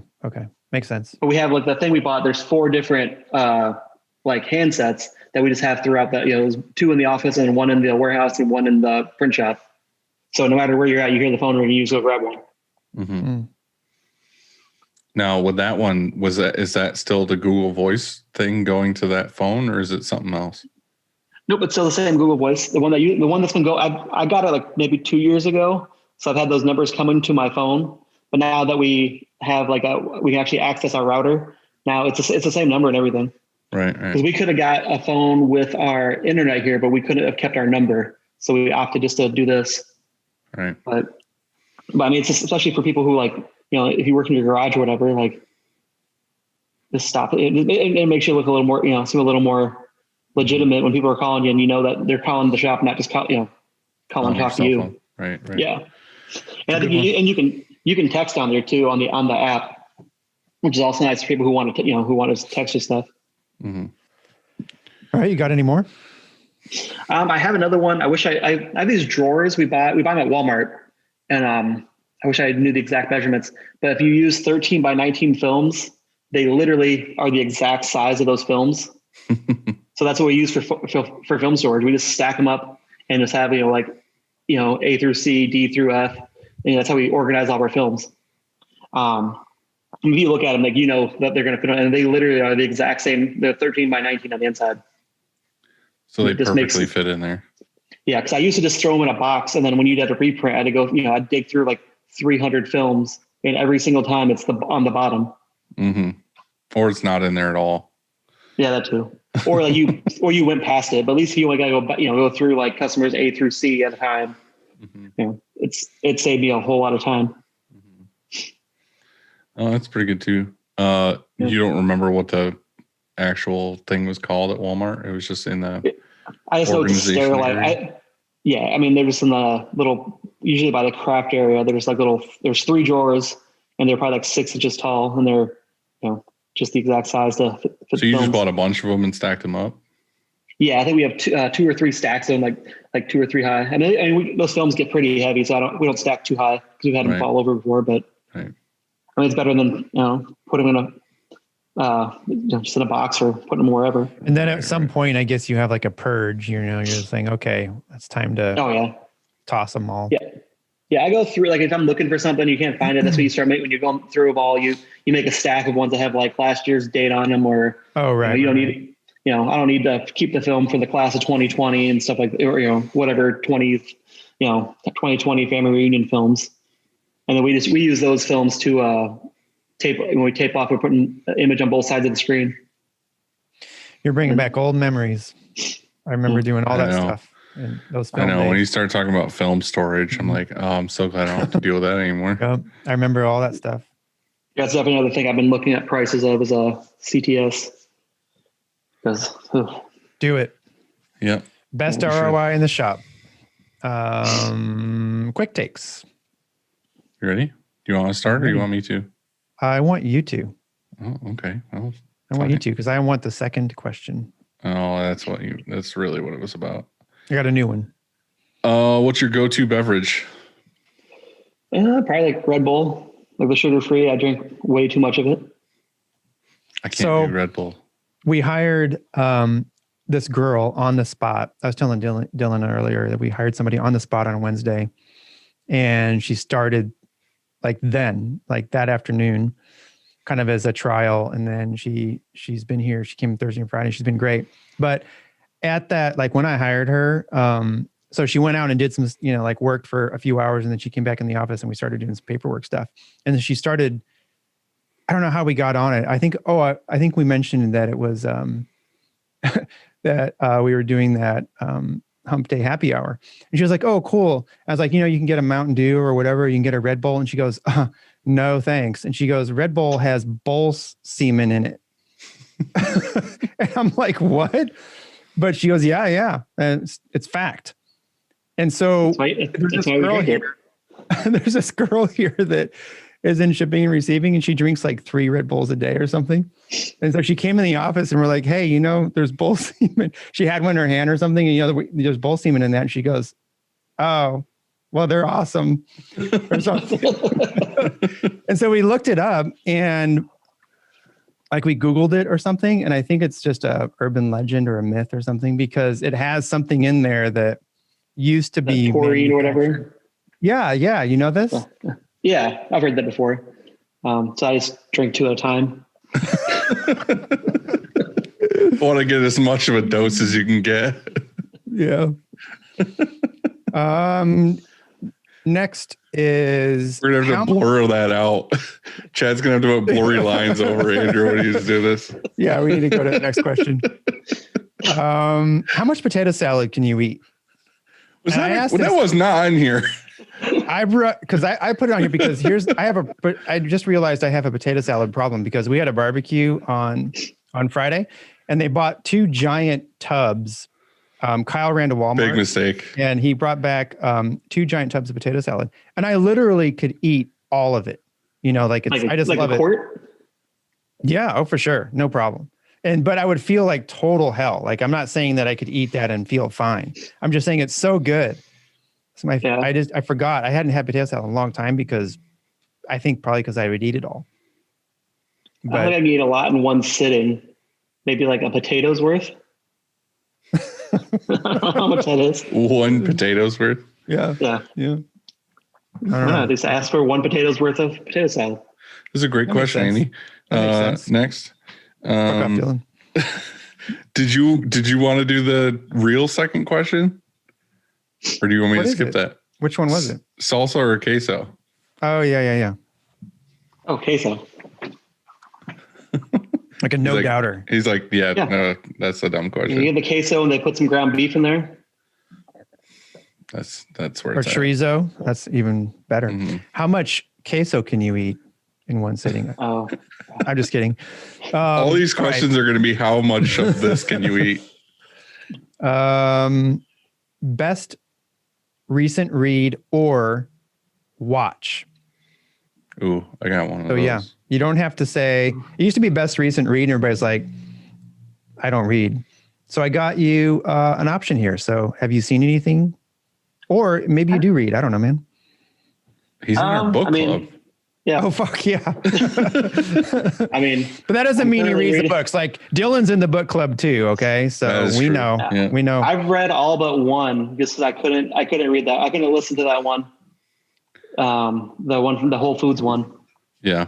I'm with you on that. I mean, the best one so far in the book club has been the McConaughey book. Mm-hmm. Just because I only did the audiobook. I haven't seen anything good. I don't think there's a bunch of good movies coming out this summer, but I haven't seen anything good in a while. I haven't watched Mortal Kombat yet. Dylan, you've got an answer for this, it sounds like. Well, my favorite movie is Heavy Metal, which is like an old, like late 70s, early 80s cartoon, not for kids, like Have you seen the South Park parody of Heavy Metal? Yeah, they do an episode where they're all getting high on cat piss. No, I don't. I haven't. I don't watch South Park, which is funny because last time I visited Andy, we watched South Park at his house. You got to find that episode. But it's just kind of like the whole thing is just a bunch of shorts, like artistic shorts in different styles and whatever. And Love, Death, and Robots is like a series on Netflix, which is the same thing. It's like a series of like artistic sketches. And the new season, like season volume 2 or whatever, it came out. I think it came out on Friday, and I binged it today. They're like, the first season was like 18 episodes, and each episode is like 15, 20 minutes a piece. And this volume 2 was only 8 episodes, and they were like 15, 20 minutes a piece. So I watched the whole season in whatever it was, like an hour and a half. It's like Robot Chicken. It's super awesome. I recommend it for sure. I've been watching like these biopic like documentaries on wrestlers. I don't know. It just came out. Like it's so fucking good. Like it had Randy Savage and what is it on? And Stone Cold. I don't think it's on Netflix. I was watching it on what is it, A&E? Or I don't even know what I was watching it on, but on cable. Yeah, on cable, and it's so good. Like it had Andre the Giant, you know, and it just started from, they're like, each one is an hour. And so it just started from where, like when he was a kid and I didn't know he died so early or so young, I should say. Like, it's just fascinating. It was a really good Andre the Giant one on HBO. Yeah. Came out a couple years ago. I saw that one. Yeah. One thing, a lot of Shirt Show listeners DM'd me when this came out. There was a limited series on Hulu that came out that was called Sasquatch, and it was supposed to be about Sasquatch like murdering people in Northern California. And I was fucking pumped to watch it. Like, if you watch the trailer, it's straight up just like, I have to watch this. Like, there's legends of like Sasquatch ripping apart these dope farmers in California. And I was like, fuck yeah, I'm going to watch this. I don't care if I ruin this for anybody because it's not, I'm helping you, if anything. The whole thing has nothing to do with Sasquatch. Like, it's literally like you find out in the first episode, it's like, ooh, like, let's talk about Sasquatch some. But it has nothing to do with Sasquatch. Basically, there's dope farmers in Northern California, like way up in the woods, that were growing dope. And what happened is they're super racist apparently, and they didn't want Mexicans to come in and start farms, so they came up with like a myth that Sasquatch is like murdering people. But what they did is they actually murdered a bunch of like Mexican farmers and like ripped their bodies apart and like spread them all over the fields, and then like made like Sasquatch prints and stuff and blamed it on Sasquatch so that more like farmers wouldn't come in. That's what this whole series was. It was all about like dope farmers. It had nothing to do with Sasquatch. And I was so started doing that with the print shops in my area. Just murder them and blame it on Sasquatch. Next question. That's you, right? Or no? It's me. I think it's you. What advice would you give your pre-print shop self? Ooh. Get a new job? Get paid up front. That's a good one. I did not follow that for the longest time and been burned way too many times. People either just not paying or not paying the full amount. So right now, all of your orders, you not just a deposit, but you get full payment, like payment in full before you begin the order. There's a few there's the regular customers who I know aren't gonna just screw me over. Like usually they'll pay at pickup. But yeah, anybody who's new, like it's 100% payment up front, or we're just not doing it. What about terms? Like if you had like a company that is like a trustworthy company, let's say like FedEx or something, and they're like, hey, we need 500 shirts, but we pay at 45 days or something like that, and here's a PO. Do you do it? We probably would. Just, a company like that, you'd like to hope isn't going to screw you over. But we used to do a lot of band stuff and got screwed, would get screwed over all the time. Or we used to do wrestling, like indie pro wrestling. We still do a lot of those, but some of those guys really screwed me over, like when I was back in my garage. Yeah, for sure. Bands for us was the worst. We get payment up front for everything now, unless it's some massive company I know I can go find. Yeah. That's really the only way that we do terms. What is the most Iowa thing you do? Like corn on the cob, was it? Where I was 14, I was really into Slipknot. Like really into Slipknot. Like I went to a Catholic school and we had like once a month you could wear not your uniform, and I wore a Slipknot shirt, and then that ended it for that school. You're the reason. Yeah. Why they don't do that anymore. I was that kid in school in high school that a lot of the time had to have my shirt turned inside out. Yeah. I had a lot of those shirts where it was not for school. And I was that kid. I was like, yeah, this is going to be cool. Like they're going to make me turn my shirt inside out. And, I had some shirt I bought at a Rob Zombie concert, like freshman year of high school. I couldn't wear it in school unless I wore a zip-up hoodie because the back had like some girl in a bikini flipping you off, and it said like, "Say you love Satan." At a Catholic school, right? No, after high school, I went to public school, but they still weren't for it. But even now, like you can't wear some of the stuff I wore then. Like I used to wear Metallica, Kill 'Em All shirts to school, and no one ever said a word about it. Yeah. A lot of mine were just awful band shirts, or I had those, my stepdad's Big Johnson shirts, stuff like that. Like I definitely had to get it turned inside out. What would you be doing if you weren't printing shirts? I don't know. I feel like from your story, you'd still be bouncing from job to job. I'd probably still be a deer. Like I really didn't mind the job. It was a really good paying job. Like what did you do there? I worked on the loading dock. I loaded containers that went to like Germany and Russia. So I would have a forklift, like putting like these like 35-foot long augers onto a 40-foot container. Like I made like $65,000 a year there, had full benefits. I just, between working there and then running my shop in my garage, like right. I just got burned out. Right.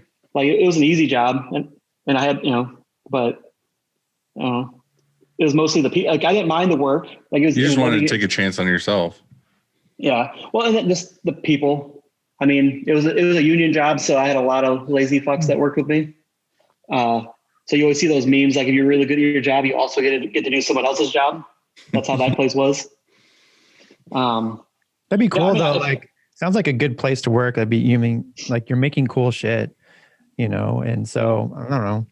That's I just worked in the staying there for. I just worked in the warehouse, but I mean it was one of those jobs like it's cold. When we'd have those polar vortexes here, like I'm next to an open door loading a truck, and then when it's like 100 degrees out, like I'm just you're in that truck basically melting. But it wasn't that bad. Like it wasn't terrible. Like it was like I said, it was an easy job. It just if I didn't have like the printing to fall back, it's just not rewarding. No. But I mean, only time I miss it is when like December when I used to get like my big bonus check. Like one year I got 2 bonuses back to back, and after taxes it was like $10,000. And that was the year where like my wife and I were like, we should probably buy a house. and we just used it as a down payment, and then went to Disney World. So That's super nice. I mean, I can't travel as much as I do working a job like that. Mm-hmm. Because I literally had 1 year where I went to Disney World, Disneyland, and Disneyland Paris in 1 year. It's a lot of Disney. Why not? Yeah. Hey, I just got an email with a job application in it.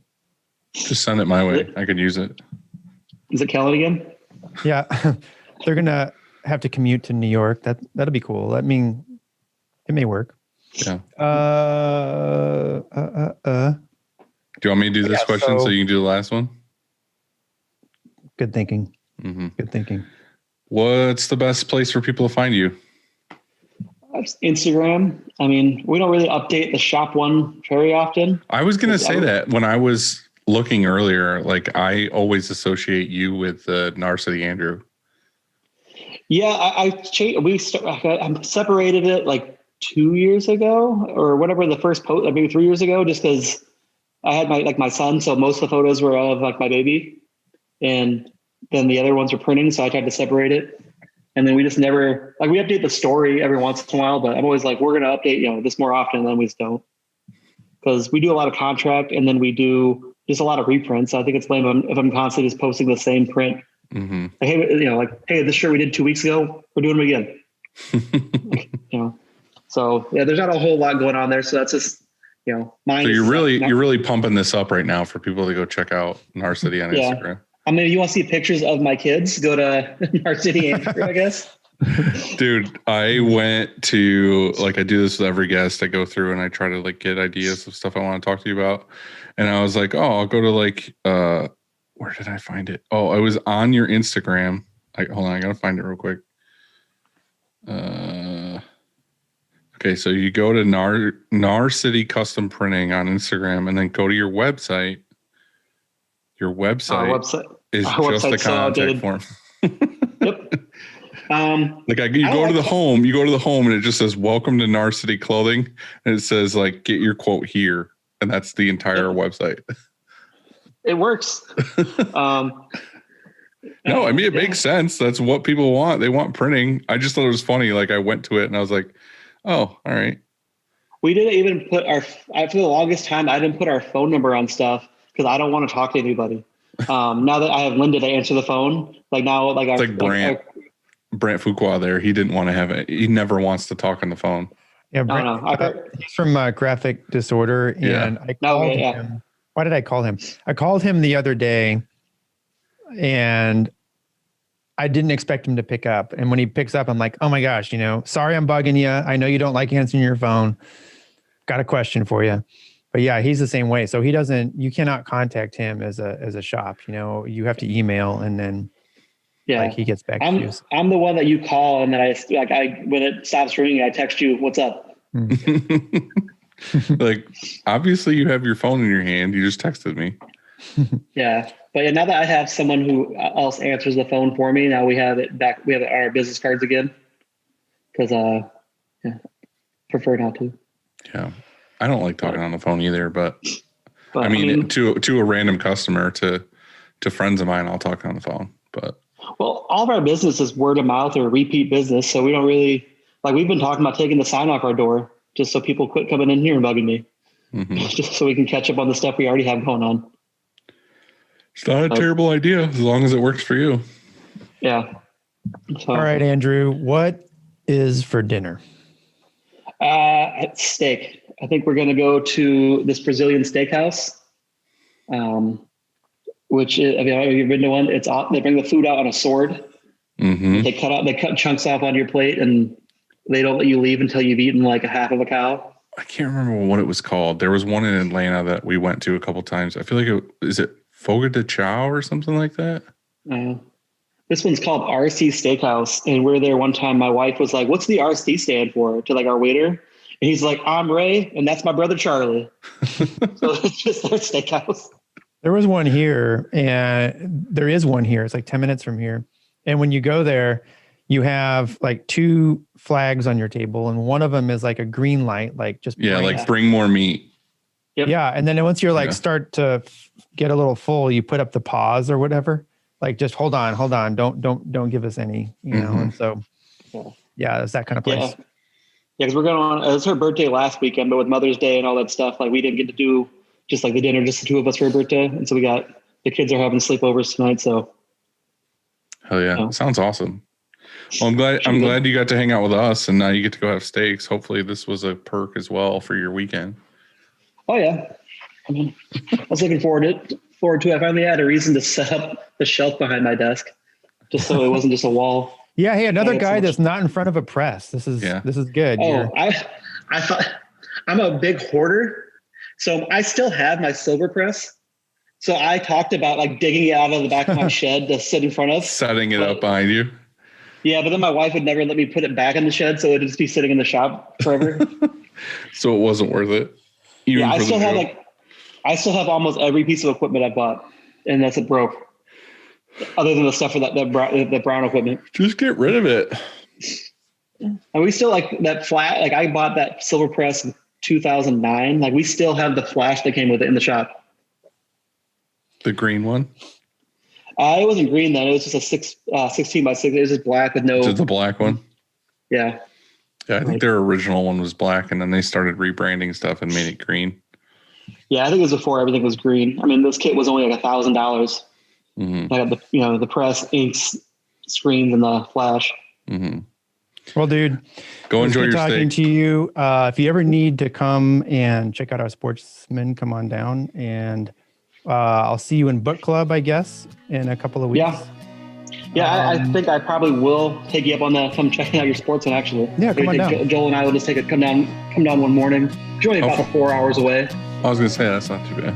Anytime. Yeah, and also, last thing is Kellen says goodbye. Oh, what a nice guy. I love how Kellen wanted to be a big part of this podcast. He was texting you the entire time. He didn't really FaceTime him real quick. He didn't really say that. I thought I'd throw that in there. What a jerk. What a dick. Yeah. So. All right. Well, see you, man. Have a good night. Yep, see you. Later. See you, dude. All right.